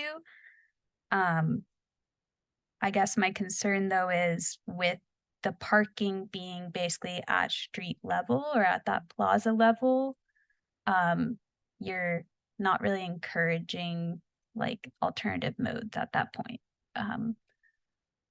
Unless the parking garage is being built underground. It just looked from the renderings that it's maybe partially underground, but partially above ground. And it was kind of unclear based on the images shown. This is a section diagram of Park Center 4, and as you can see in blue, the blue section would be parking. Again, this is if it was maxed out, and this is using the residential portion as the example. I can see Jim by my shoulder here, so I'm going to let him. Jim talk George with KDC. So although there is a provision here that we could go underground, we would not do that unless we really had some extraordinary need. A, it's very expensive to go underground, and B, we don't think we're going to need to. The parking, the base plan is the parking would basically be at street level and up 8 levels in the air. Okay. So then this is And also I'll add that, we're only going to build the parking spaces that the market requires when we get into development. Elevated parking is extremely expensive. So it's self-limiting. We're only going to build the parking spaces that the market is absolutely going to require us to build. So you need not worry about us building a lot of spaces that we won't be using. okay. So then city question based on the 8 levels of parking. And assuming that's ground level, their plaza level based on, I'm assuming their plaza level of all the assumptions of height restrictions is based on that private road that runs between building 2, 3, and 4, and not the street level of Perimeter Center Parkway, just with the elevation difference. Yes. And what they're considering to be like their street level access. In that case, if there's 8 levels approximately above ground parking, and then they are saying that there's 37 stories possibly, but previously I think when you were presenting you said that the max height was 35 stories. So is that? So the maximum height on the buildings 2 and 3, the original buildings that are built on this site, they were built according to a maximum height of 35 stories, and that's measured off the plaza level. In this case, we're measuring the height again off of the plaza level, but the height has been increased to 37 stories, which we still find to be very much at the scale of the perimeter center and what's appropriate in this area. And then in terms of, talking about the pedestrian experience at the ground level, it is true parking garages are generally not great, for a pedestrian experience, but they are fronting a lot of the retail on the street level in this case. And so that's why we find it appropriate, because they are sort of masking it. They're wrapping the parking deck in that way. And we do think that type of ground floor activation is going to make it for a better pedestrian experience.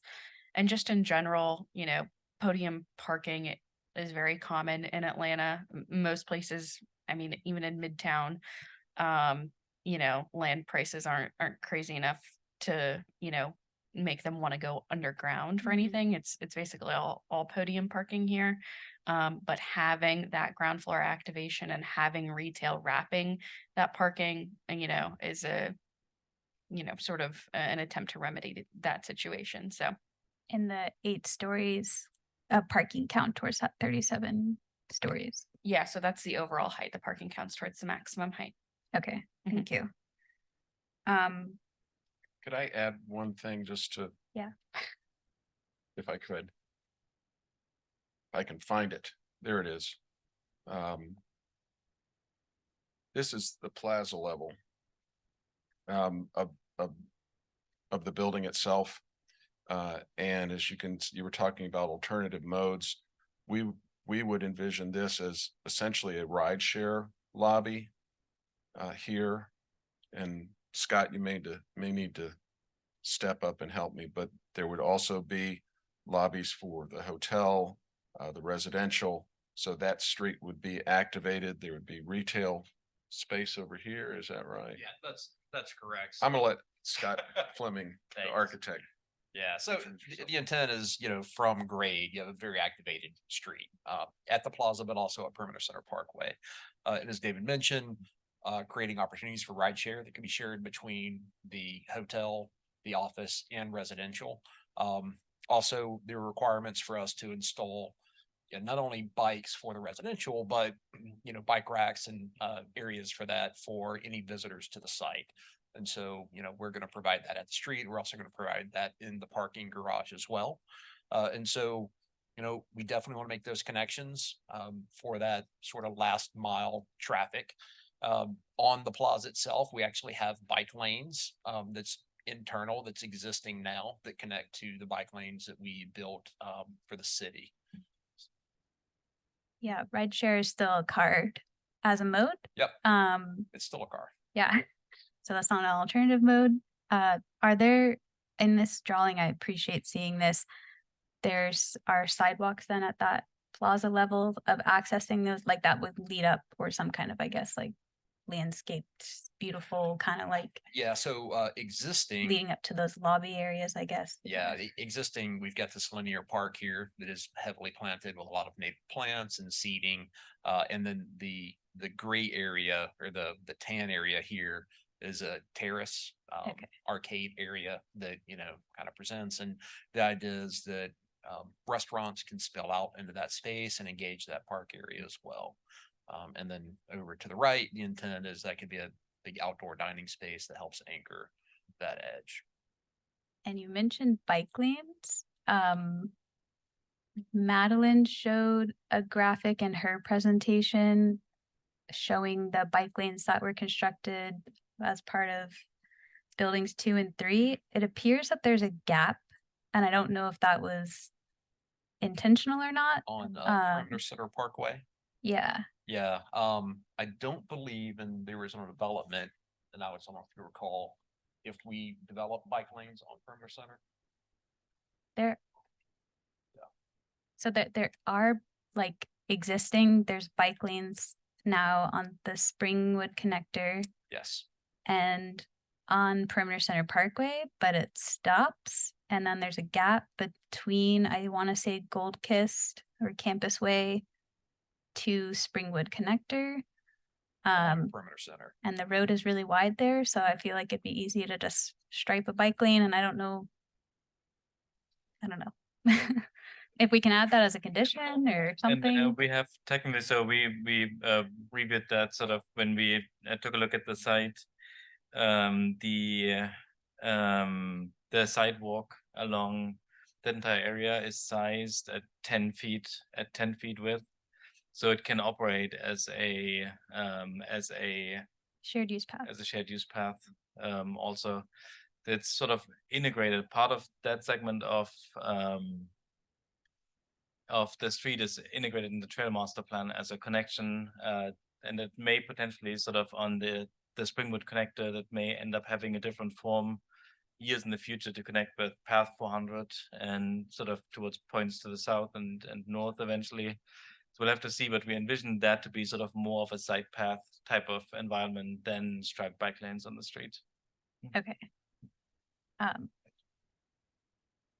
And then I guess also with the improvements that were made with that path that exists today, it looks like some of the like curb ramps are not ADA compliant. So I'm hoping that those would be improved, but I guess if they've been accepted by the city's public works, that would be something the city would have to upgrade or fix. But just something to note.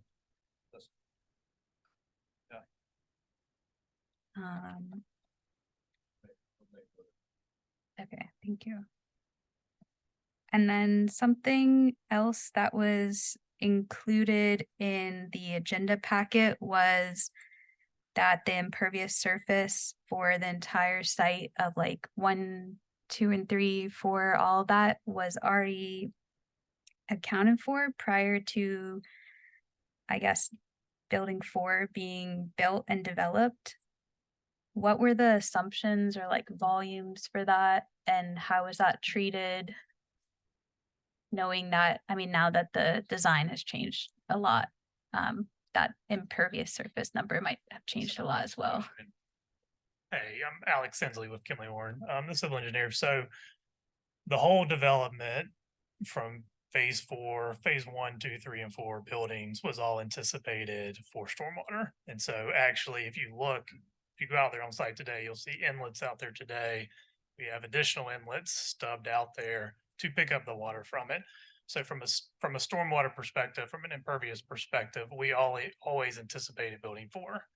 And so basically the vault underground is size 4. Water quality has already been provided for it through a proprietary device, as well as additional stuff in the roadway. But yes, we essentially assumed all of pad 4 was impervious, which is more conservative than what it actually is going to be, or excuse me, it's pervious, or impervious. So it was already anticipated. Okay, thank you.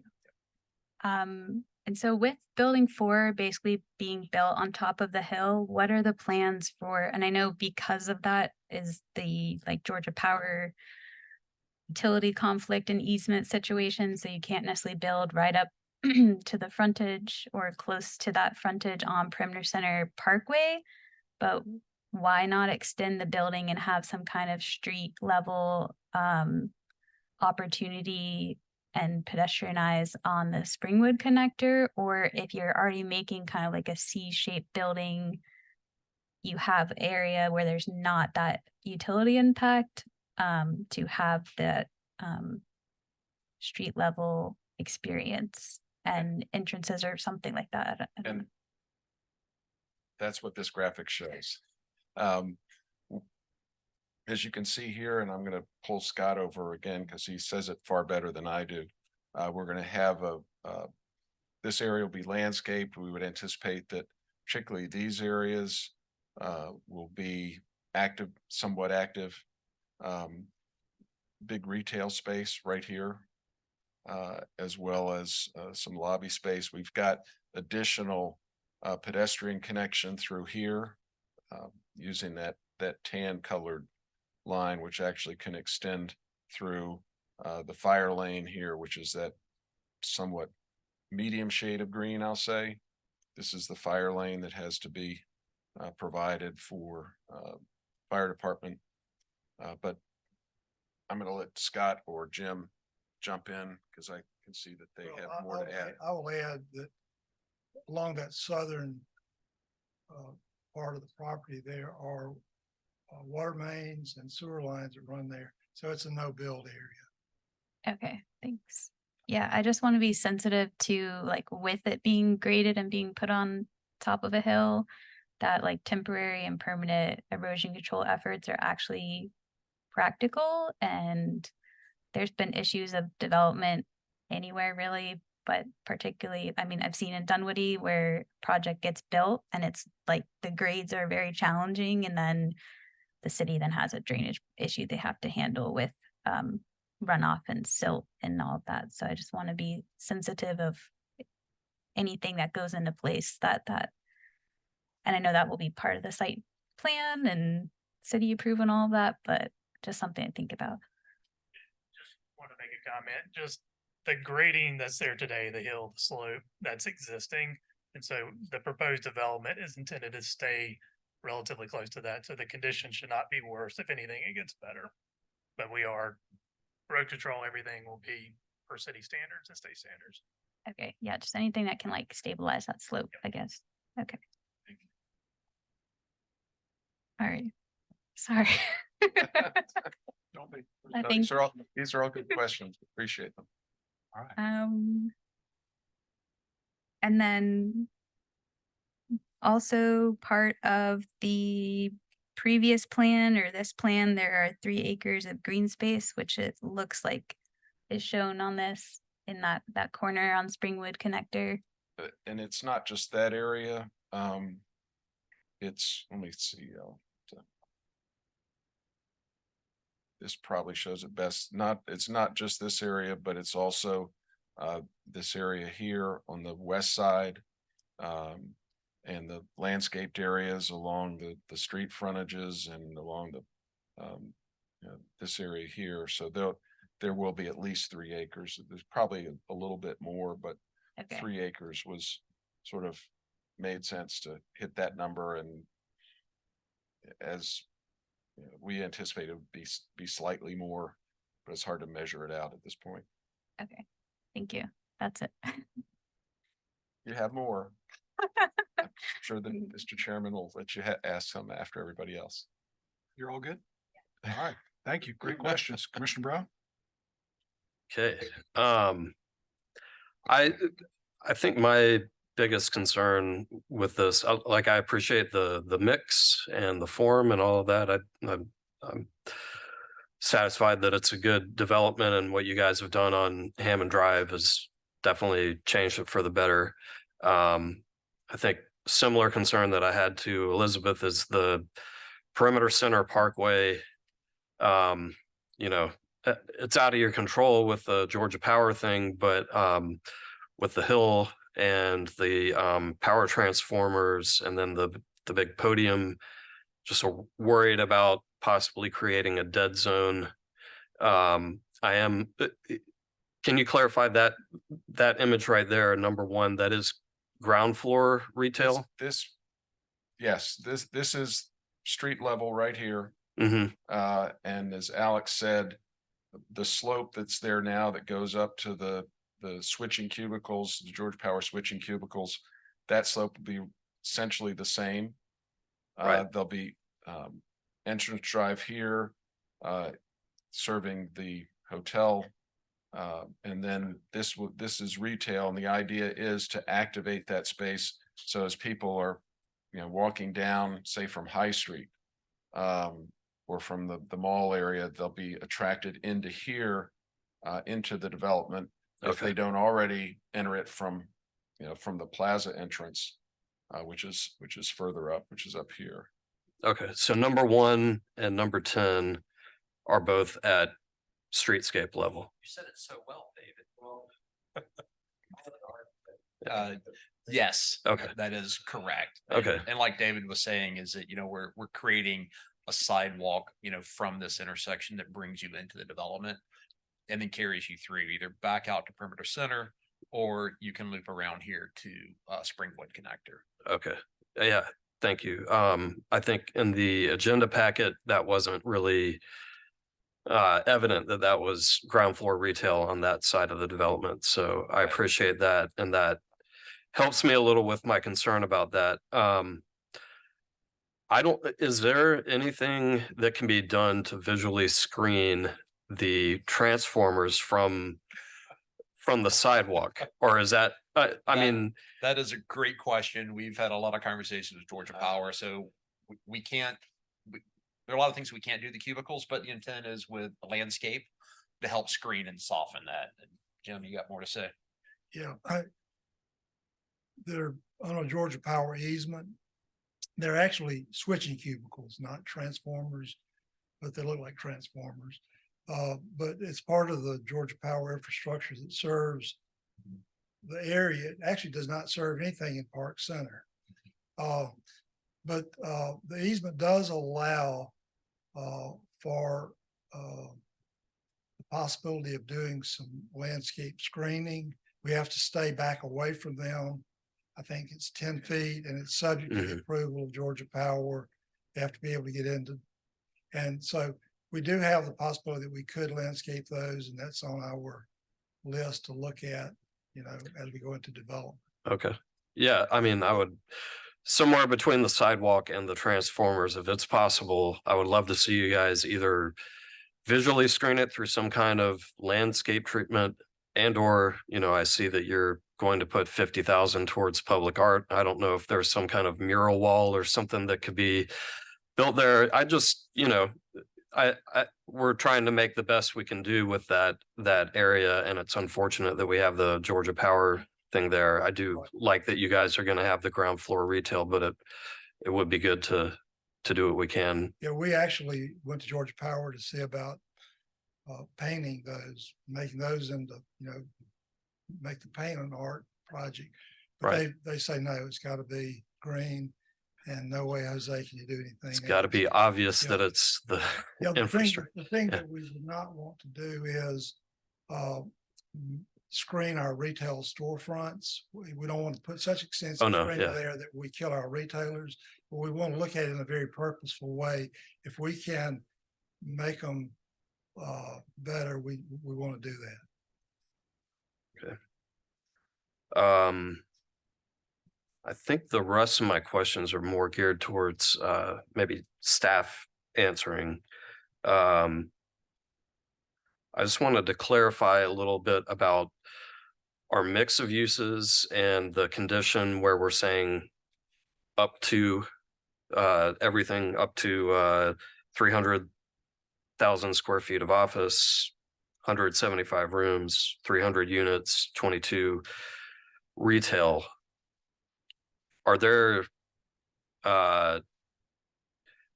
those are all phrases up to, how much are we able to ensure that we're still getting this mix that's being proposed? Like, do we have controls to make sure that we're not coming back and doing all office and none of the retail or none of the hotel or residential? So currently the conditions are not written to guarantee the construction of any, you know, use of mixes. It's just setting the maximum of all of those. So, you know, and we haven't had any sort of conversations with the applicant about that so far. So as it's written right now, there's no sort of guardrails or controls on that. Without being too prescriptive, is there some way to? I think Mr. George can potentially speak about the ideas behind leaving the condition as is, kind of, and the different mix and the different likelihoods for the different uses. So KDC is historically office developer and doing mixed uses in office projects.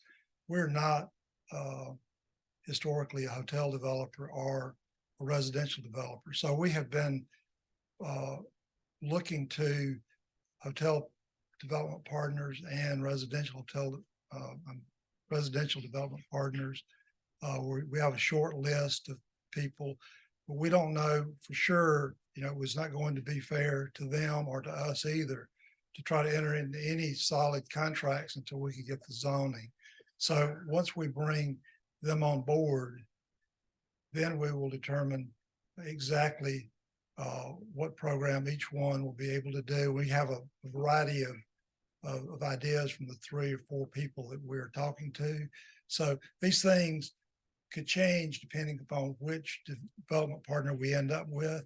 So we can't be specific at this point. We need these limits. We'll promise not to go above this. If we get so lucky that we have a need, we'll come back to you for a change. But we need the ability to work to the market when we bring these development partners on. Sure. I guess for staff, what amount of change would trigger this application coming back to us? So if they wanted to change the maximum of any particular use, so if they wanted to increase residential units or increase office units as well, that sort of change would trigger another rezoning. Okay, so if we reduced one area, but we were going above the 300 units, for instance. That would still trigger a rezoning. You can't do that kind of trade administratively. Okay. And what about the parking? I think they were entitled to approximately 3,000 additional parking spaces, but now it's only about 1,600 that's being proposed in the rework of the development. I think the traffic analysis, having that change in trip generation and the reduction in the need for parking is pretty essential to this being a mix of uses and something that is palatable for the city and for this area. Would we be amenable to committing, everything else is an up to a certain amount of units, up to a certain amount of square foot of office and retail? Would we be comfortable with an up to for the parking? I believe the condition, it's worded in that. It's all right, way okay. To limit it, to cap it at the Okay. 1,565 spaces. Okay. I think that's all I have. Thank you. I actually have some parking questions as well. So I guess as I was doing my dirty math here, I'm trying to understand what it would look like if somebody had a wedding at the hotel or somebody had a conference and said 6,000 square feet, right? How that parking is going to be handled with 1,500 additional parking spots, residents, people coming to retail at the same time. I'm thinking a lot about the Avalon and how incredibly difficult it is to park there, which takes away, right, from people coming. So can you speak a little bit to that? Right. Well, for the instances you outlined, those events tend to happen when office isn't there. And so there's a lot of shared parking available for that opportunity. So would they have access to the current underground parking that's there now? Like if I go to the restaurant Yao and I can park underground, are they gonna have access to that parking as well from a hotel perspective? So for the hotel, parking would be underneath the footprint of this. So there's not currently planned any kind of conference or wedding venue at this hotel. So it's really geared a lot more towards business travel and that type of thing. We'll probably have a little bit of meeting space, I believe, Yeah, it's involved at with it. 6,000 square feet of meeting space. So That's I mean, right. that could be, Yeah. if it's a hotel, they're gonna sell for whatever they want to sell it for. Yeah, and so that's, kind of a shared amenity with the office for that type of space. And so that would be parked in the visitor parking in Park Center 4. Okay, and so where is the visitor parking for parcel number 4? Yeah. Where would I see that? And so the visitor parking is when you come in here off of Prentice Center Parkway, it's along here, and then we've got a speed ramp that takes you up to the next level. And so there's parking here, and then it ramps up from there. Okay, And so it's all the way through here. okay, thanks. It's super helpful. And what about, I guess you guys have thought about this, but can you talk a little bit about what congestion would look like on, say, a Friday night if people are coming to the restaurants, people are staying afterwards for happy hour, there's a wedding, there's valet. And so, valet is a great strategy to include with this, but we've got multiple entrances. So you can enter from Prentice Center Parkway onto the plaza. And then we have 2 entrances that take you into the parking garage there. You can also enter from Springwood onto the plaza to those same 2 entrances. Then off Prentice Center Parkway, you have that connection. And so we've got multiple ways to get there and connectivity through the garage.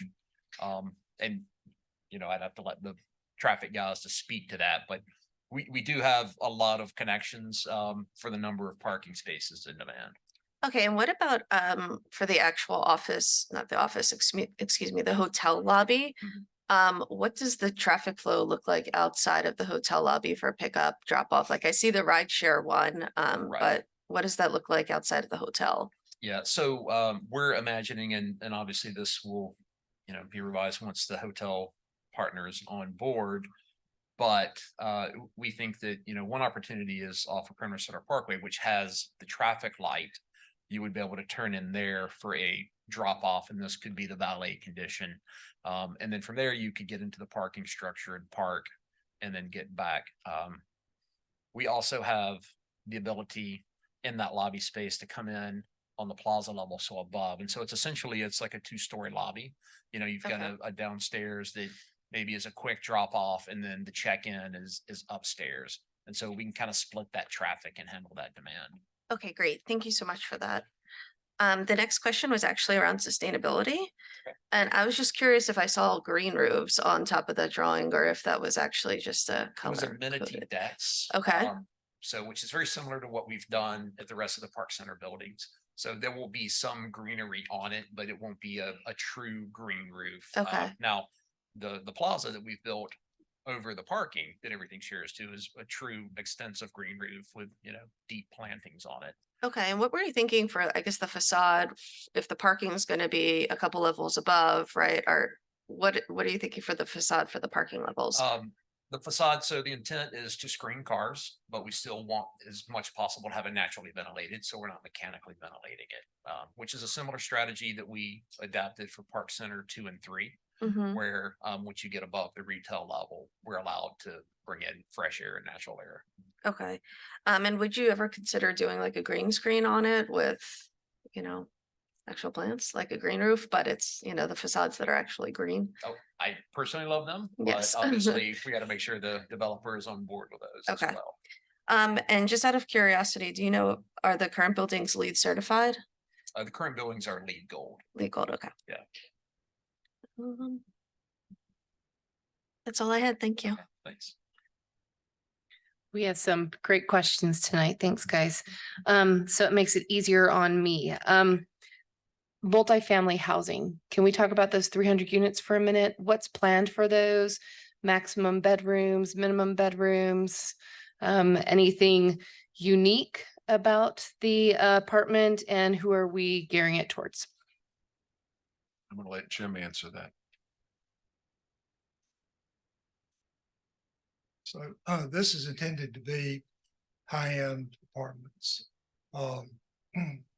The nature of the development being a tower, the kind of construction, it's geared to be the higher end of the market.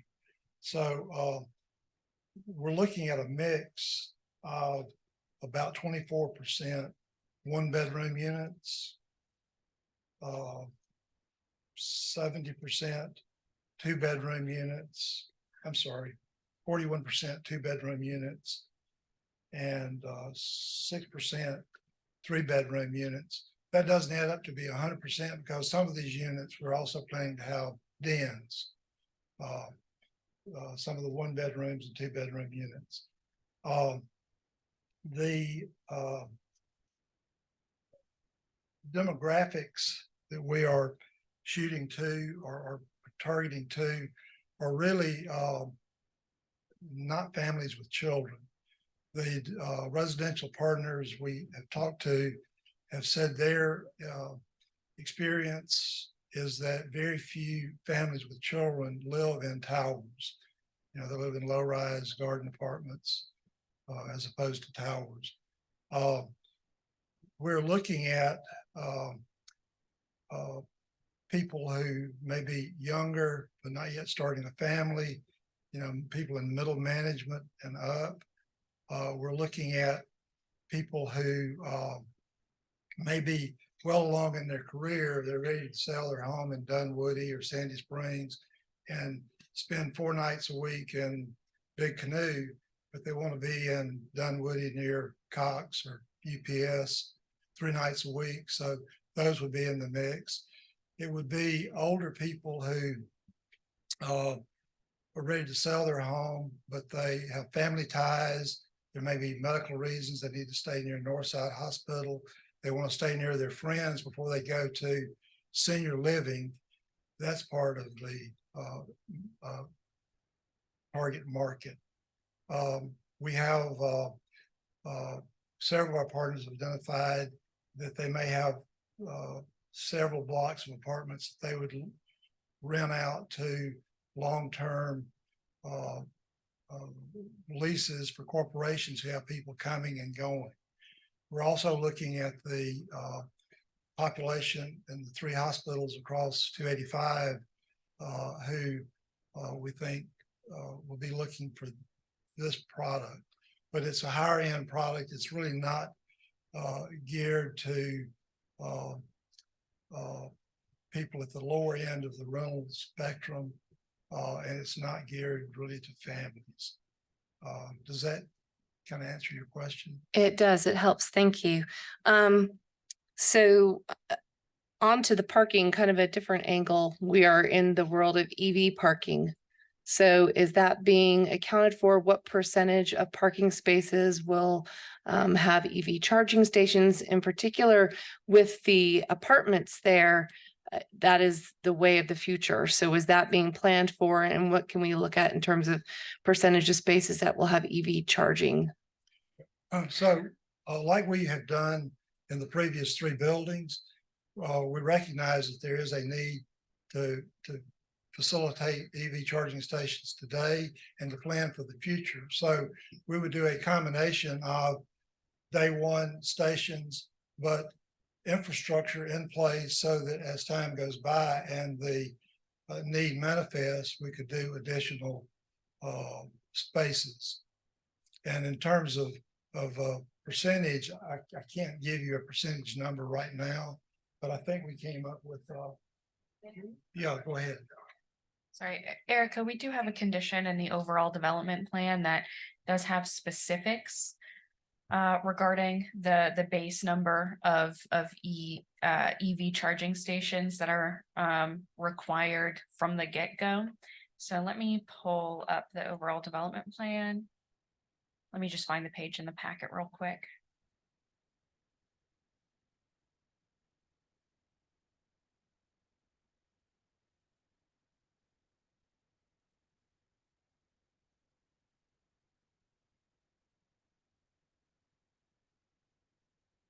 I'm trying to find this specific condition.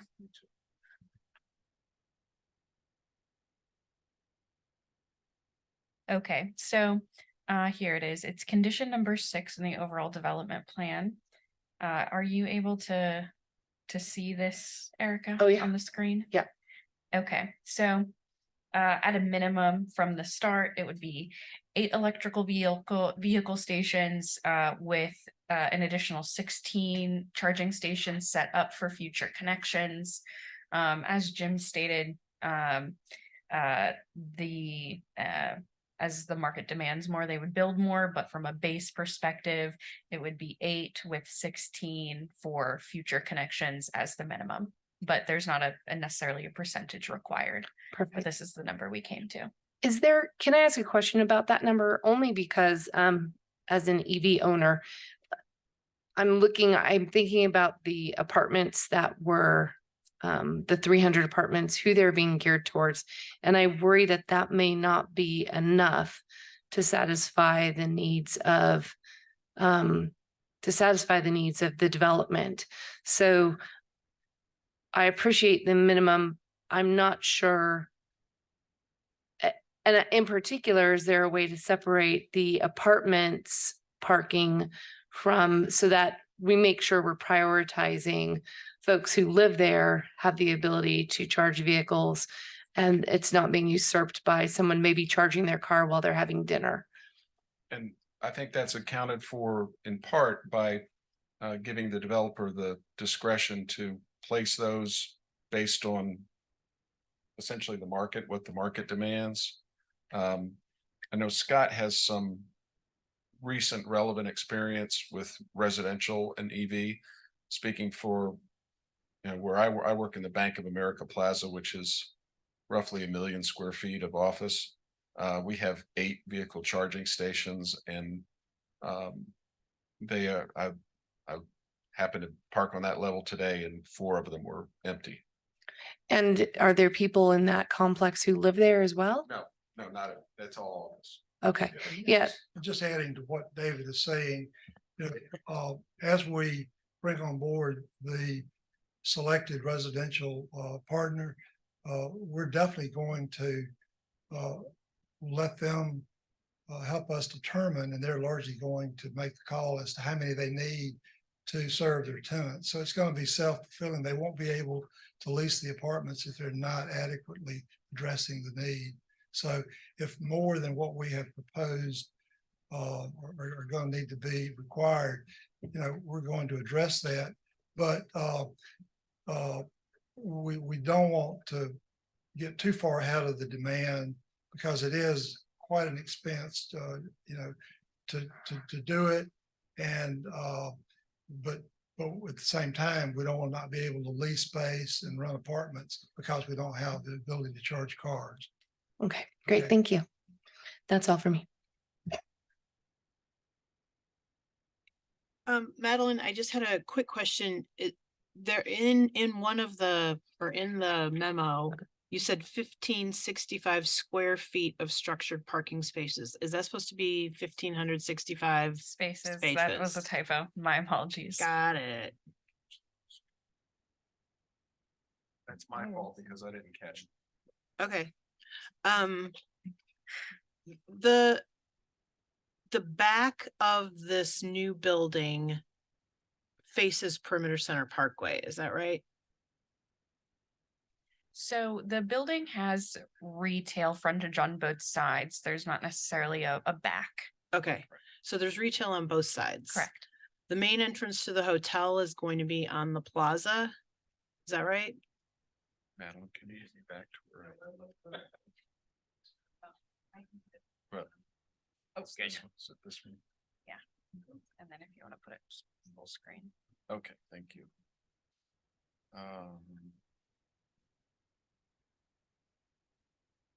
I got you. Actually, we're proposing 2 entrances, one on Perimeter Center Parkway and one on the plaza. Mostly because if you Google this site, we're pretty sure they're going to take you to that light at the intersection here with Campus Way. And so if you're coming down Perimeter Center, you could see in yellow is the lobby. And so it kind of straddles the lower entrance and the upper entrance. And then from inside, we would have a grand stair that would take you up to the next level. And at that level, you would have the rest of the lobby. And so it's connected together. And so if you kind of go one way, you still are probably heading in the right direction. And then of course, signage and activity will direct you there as well. Hopefully it'll be a very intuitive kind of process. Because here's my big question. Is there a way to eliminate car traffic on that plaza so that it's strictly a walkable? There were some pictures of people sitting out and tables so that it's an outdoor pedestrian friendly area. I'm going to say no, but we have designed it in a way to emphasize the pedestrian and minimize the vehicular, right? And so because of the plantings and the landscaping and those things, it slows the car down so no one's speeding through and it's on this curve. And so, pedestrian safety is something that we're very conscious of. Well, are there parking spaces in the plaza? Did I see that in one of the drawings? There are some parallel parking spaces. I think there's 7 or 8 altogether across this edge. Yeah. So yeah, right. So it'd be short-term parking. I think there's a few here and then there's a few along this edge.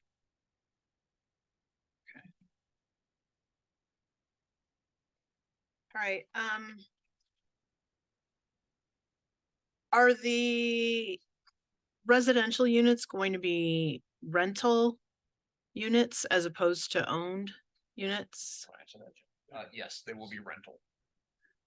Is there any way to, is it possible to have them be owned? Or is that still a financing problem at this point? Yes, it's a financing problem. We can construct the units basically to a condo level of quality, but they're going to have to be for rent. We would not be able to get financing, nor do we have a partner who would partner with us to do condominiums. We will build them to a condo standard, and we'll even go as far as making them what we call condo friendly, so that in years to come, if the market allows, they could be converted to condos, and you know, you would not really know that they were ever for rental units. But in today's world, with the team we have, we see no way that we could do a condominium product. And it's not going to be specifically, it's not going to be a graduated elder care. You just said that that's No. going to be part of your target market. That's right. That's right. And just based on what you've said, it doesn't sound like it's going to be affordable for people who work in the retail restaurant areas, correct? It's unlikely to be affordable.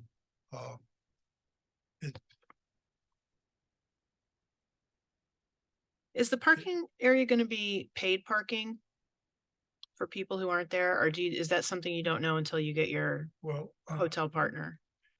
Basically, it would be free parking.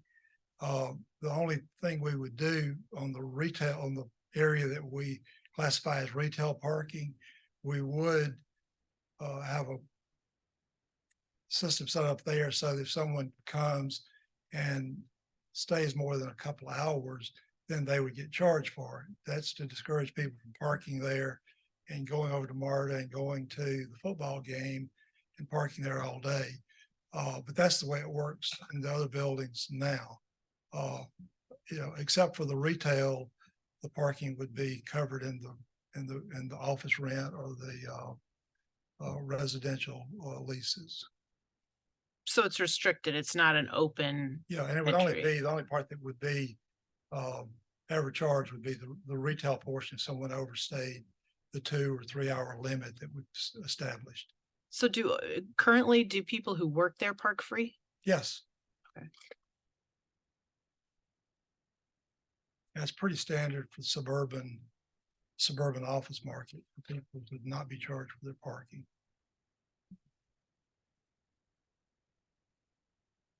Okay, those are all my questions. Thank you. You've answered most of my questions. I just had one about the landscaping. Could that be like native trees and native shrubs? That's what the intent is. Yeah, it's currently native plantings out there, and so we're gonna continue with that planting. Okay, great. Thank you. All right, just a few additional questions and I'll keep this brief. Mr. Kirk, I heard you mention that the parking was going to be constructed based on kind of the market now versus future need. I think I heard you say that. Is that not correct? There's going to be it's going to be built based on the need of the building. If we build a 12-story building, you're going to build parking commensurate with that? Oh, okay, I see what you're saying. And again, these guys will correct me if I'm wrong, and I'll ask them to. The 1565 is based on the maximum number of 300 units of residential, 300,000 square feet of office, and I think 175 keys for the hotel, plus the additional retail and restaurant space. As Jim said, it's very expensive to build structured parking, so that if ultimately the program comes down, I would expect the parking will come down proportional to the program. Is that right, Jim? And if it gets developed separately or in stages, for example, the residence developed at a different time than the office, what do you do? I'm gonna let Jim answer that question. 'Cause Okay. very clear. Yeah, we do not envision this can be a phased project. It's gonna need to be developed pretty much in unison. Because of the limited room for staging and the proximity of everything, we're really gonna need to coordinate this so that it pretty well gets all built at one time. Okay, so once the parking is built, it is built for the buildings that will be there for the, That's right. for the development. Okay, okay. I know a while back Dunwoody attempted to regulate new construction, particular apartment construction through materials, and I don't believe that that necessarily survived. But I have also heard you say high quality building materials. So we are not talking about stick building or anything along those lines. We're talking about, We couldn't stick build a tower. okay, Although I guess there's some mass timber construction that would be possible, but that's set forth in the overall development plan, the specifics of the materials, and that is essentially the same language that was in the overall development plan in 2015 with regard to materials. So what you see out there today is a result of that 2015 overall development plans restrictions on what materials could be used. so high quality internals as well as facade Absolutely. externals. Okay, It would not make any sense for the health and financial viability of the rest of the project that KDC owns now to build something of lesser quality. understood. Last question. I believe I heard you say that staff agrees with the intent of your language changes. Staff, do you agree with the intent of the language changes? So that if we were to put this to a vote, the language as proposed by Mr. Kirk would be amenable to you. Is that correct? Yeah, the language is amenable. I would probably recommend just reading the new language of the condition into the record Okay, as part of the motion. as part of the motion, yes. Okay, okay. All right, that's gonna do it for my questions. So at this point, is there any commission discussion, or does somebody want to attempt to form a motion at this time? Just, you talked about that change, the language change. I think, Ms. Cameron brought up another potential change we needed to address in one of the conditions. I think it was something regarding parking. The square feet of parking versus number of parking spaces, I believe. Instead of off the street. Right.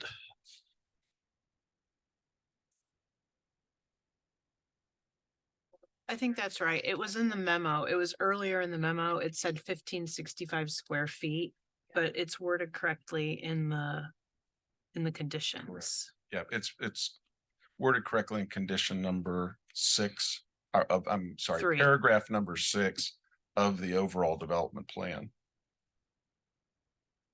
Right, but we're looking at the conditions for the site development that you're requesting. I believe it's number 3.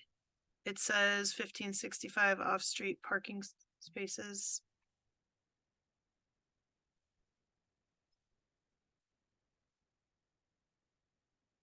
Page 6 of the memo.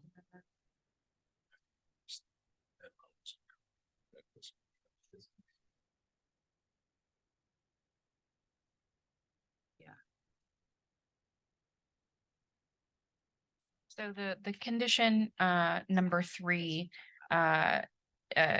just lists up to 1,565 off-street parking spaces. So it is correct in the conditions that we propose in the memo.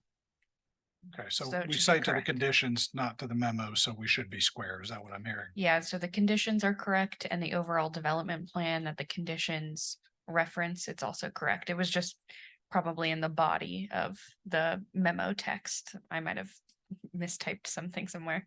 Okay. Sorry about the confusion on that. Okay, so, but we're good. If that's something we want to adopt, we're good using the conditions as they're drafted. Okay, sure. And instead of having to read the entire re-proposal, would it be adequate to say, with staff condition number 6, being the revised condition proposed by the applicant?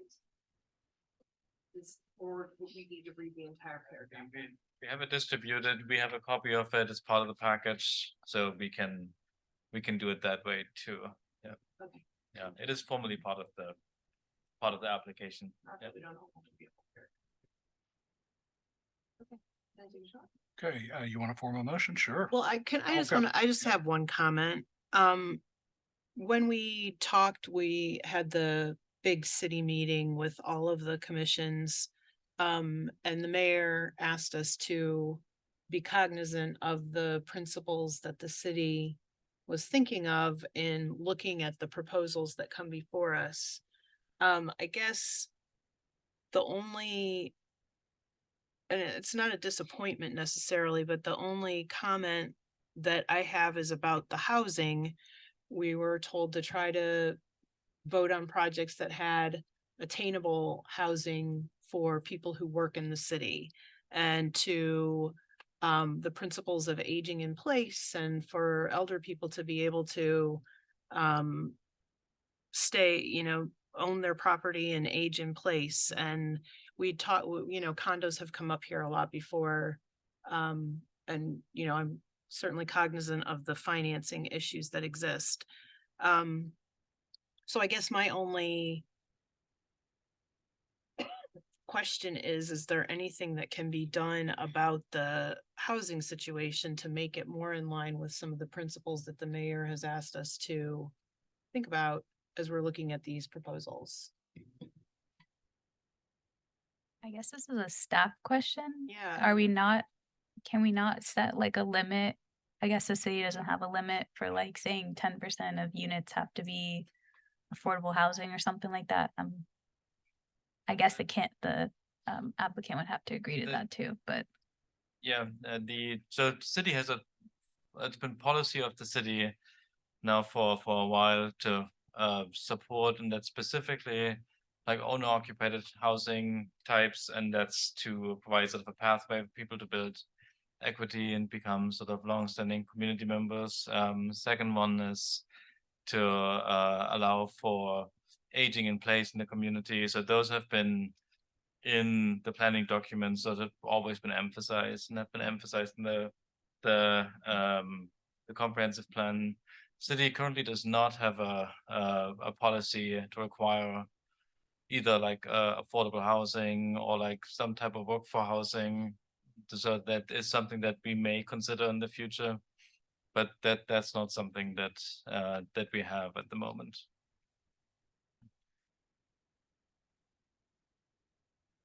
Yeah, I just want to be mindful to Commissioner Cameron's point that this is near transit, and a lot of people that need that kind of housing are dependent on transit. So I'm not sure how to word that, if we even can word that as a condition. I mean, it probably, given the situation and the economics, I'm not sure that it's an appropriate condition, but I don't know. I guess put that out there as something that, we've talked about in the past, and is there a staff suggestion to be more in line with the principles that the city council and the mayor have discussed in that regard? So, I mean, we can ask the applicant, but I think they've stated that that's not the product that they're proposing today, and this may well sort of a requirement, and I'll let them speak to it in a minute, but it may, if we're proposing now a different product for them, that may not be a feasible solution for what they're trying to do. With regard to your aging in place point, I think Jim did mention that, one of our target audiences one of the target groups for the residential would be folks who are not yet ready to move into an assisted living type facility like my mom lived in for 20 years, or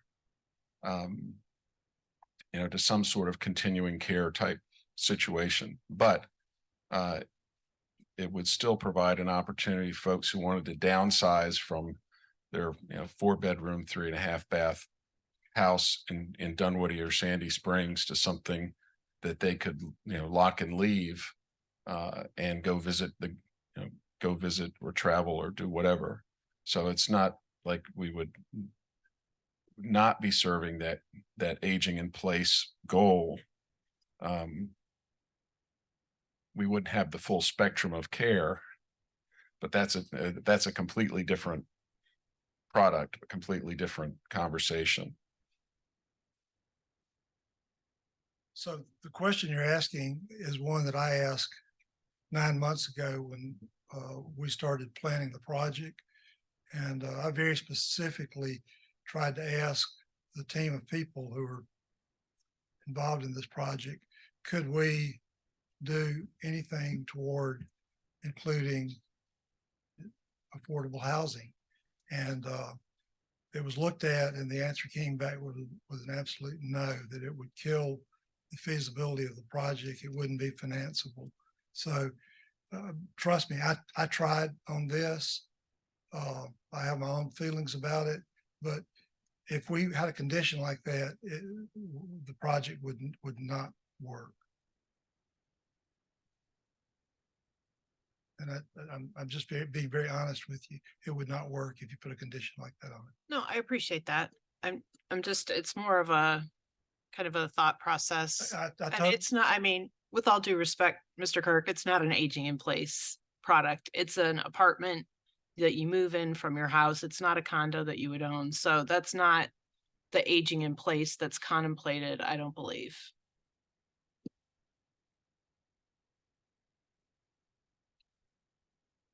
Okay, would anybody care to form a motion at this time? I have one more thing to add. Oh, With Commissioner Brown brought up adding a condition of screening the utilities. Did you still? If feasible? I don't know if that's appropriate for a condition necessarily, but that is something that I would like to see the staff push for, having the applicant consider and present to city council when we get to that stage. I don't know if maybe Madeline or Paul can speak to whether that is something that we can just add to it, that you guys will work for it, or. We can request a more detailed landscape plan for council, certainly. Okay. Okay, anybody have a motion? All right, I'd like to propose a motion to approve RZ 23-03 with staff conditions 1 through 8, including the staff condition number 6 being the revised condition proposed by the applicant.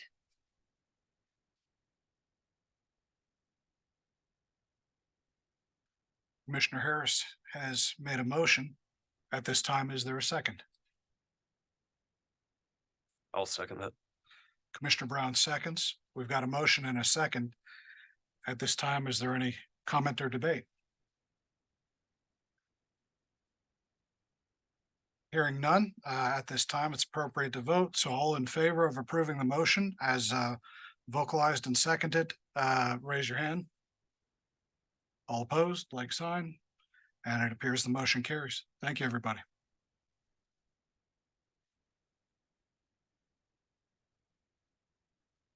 Okay, at this time, we'll push forward. Is there any other business for us to consider? Okay, is there any public comment at this time? Any commission comment at this time? I just want to give kudos to the commission for asking some really solid questions tonight. I think y'all did a great job. And Commissioner Cameron, I just also want to say thank you for keeping an eye on the long-term goals. I do think that's important. We need to continue to ask those hard questions and probably have some higher expectations. I also want to make a quick comment and just note that I believe this is the first set of apartments to pass this commission that are not age restricted and not restricted in any way. Certainly in several years, maybe even certainly since I've been on the commission since 2016. I'm not sure how long it's been, but this is consider this a step in that direction. I understand. I think it's the first time in the city's history. So we've made history tonight. And I think we've done so with a high quality product. But we do need, as my predecessor, Bob Dallas would have said, we need to keep the principles of inclusionary zoning at the forefront of our minds too, because we want the folks that police us and the folks that teach us and the folks that put out fires to be able to live in this community as well. So kudos for asking the questions, and let's keep asking them. At this time, there being nothing further, we'll stand adjourned. Thank you.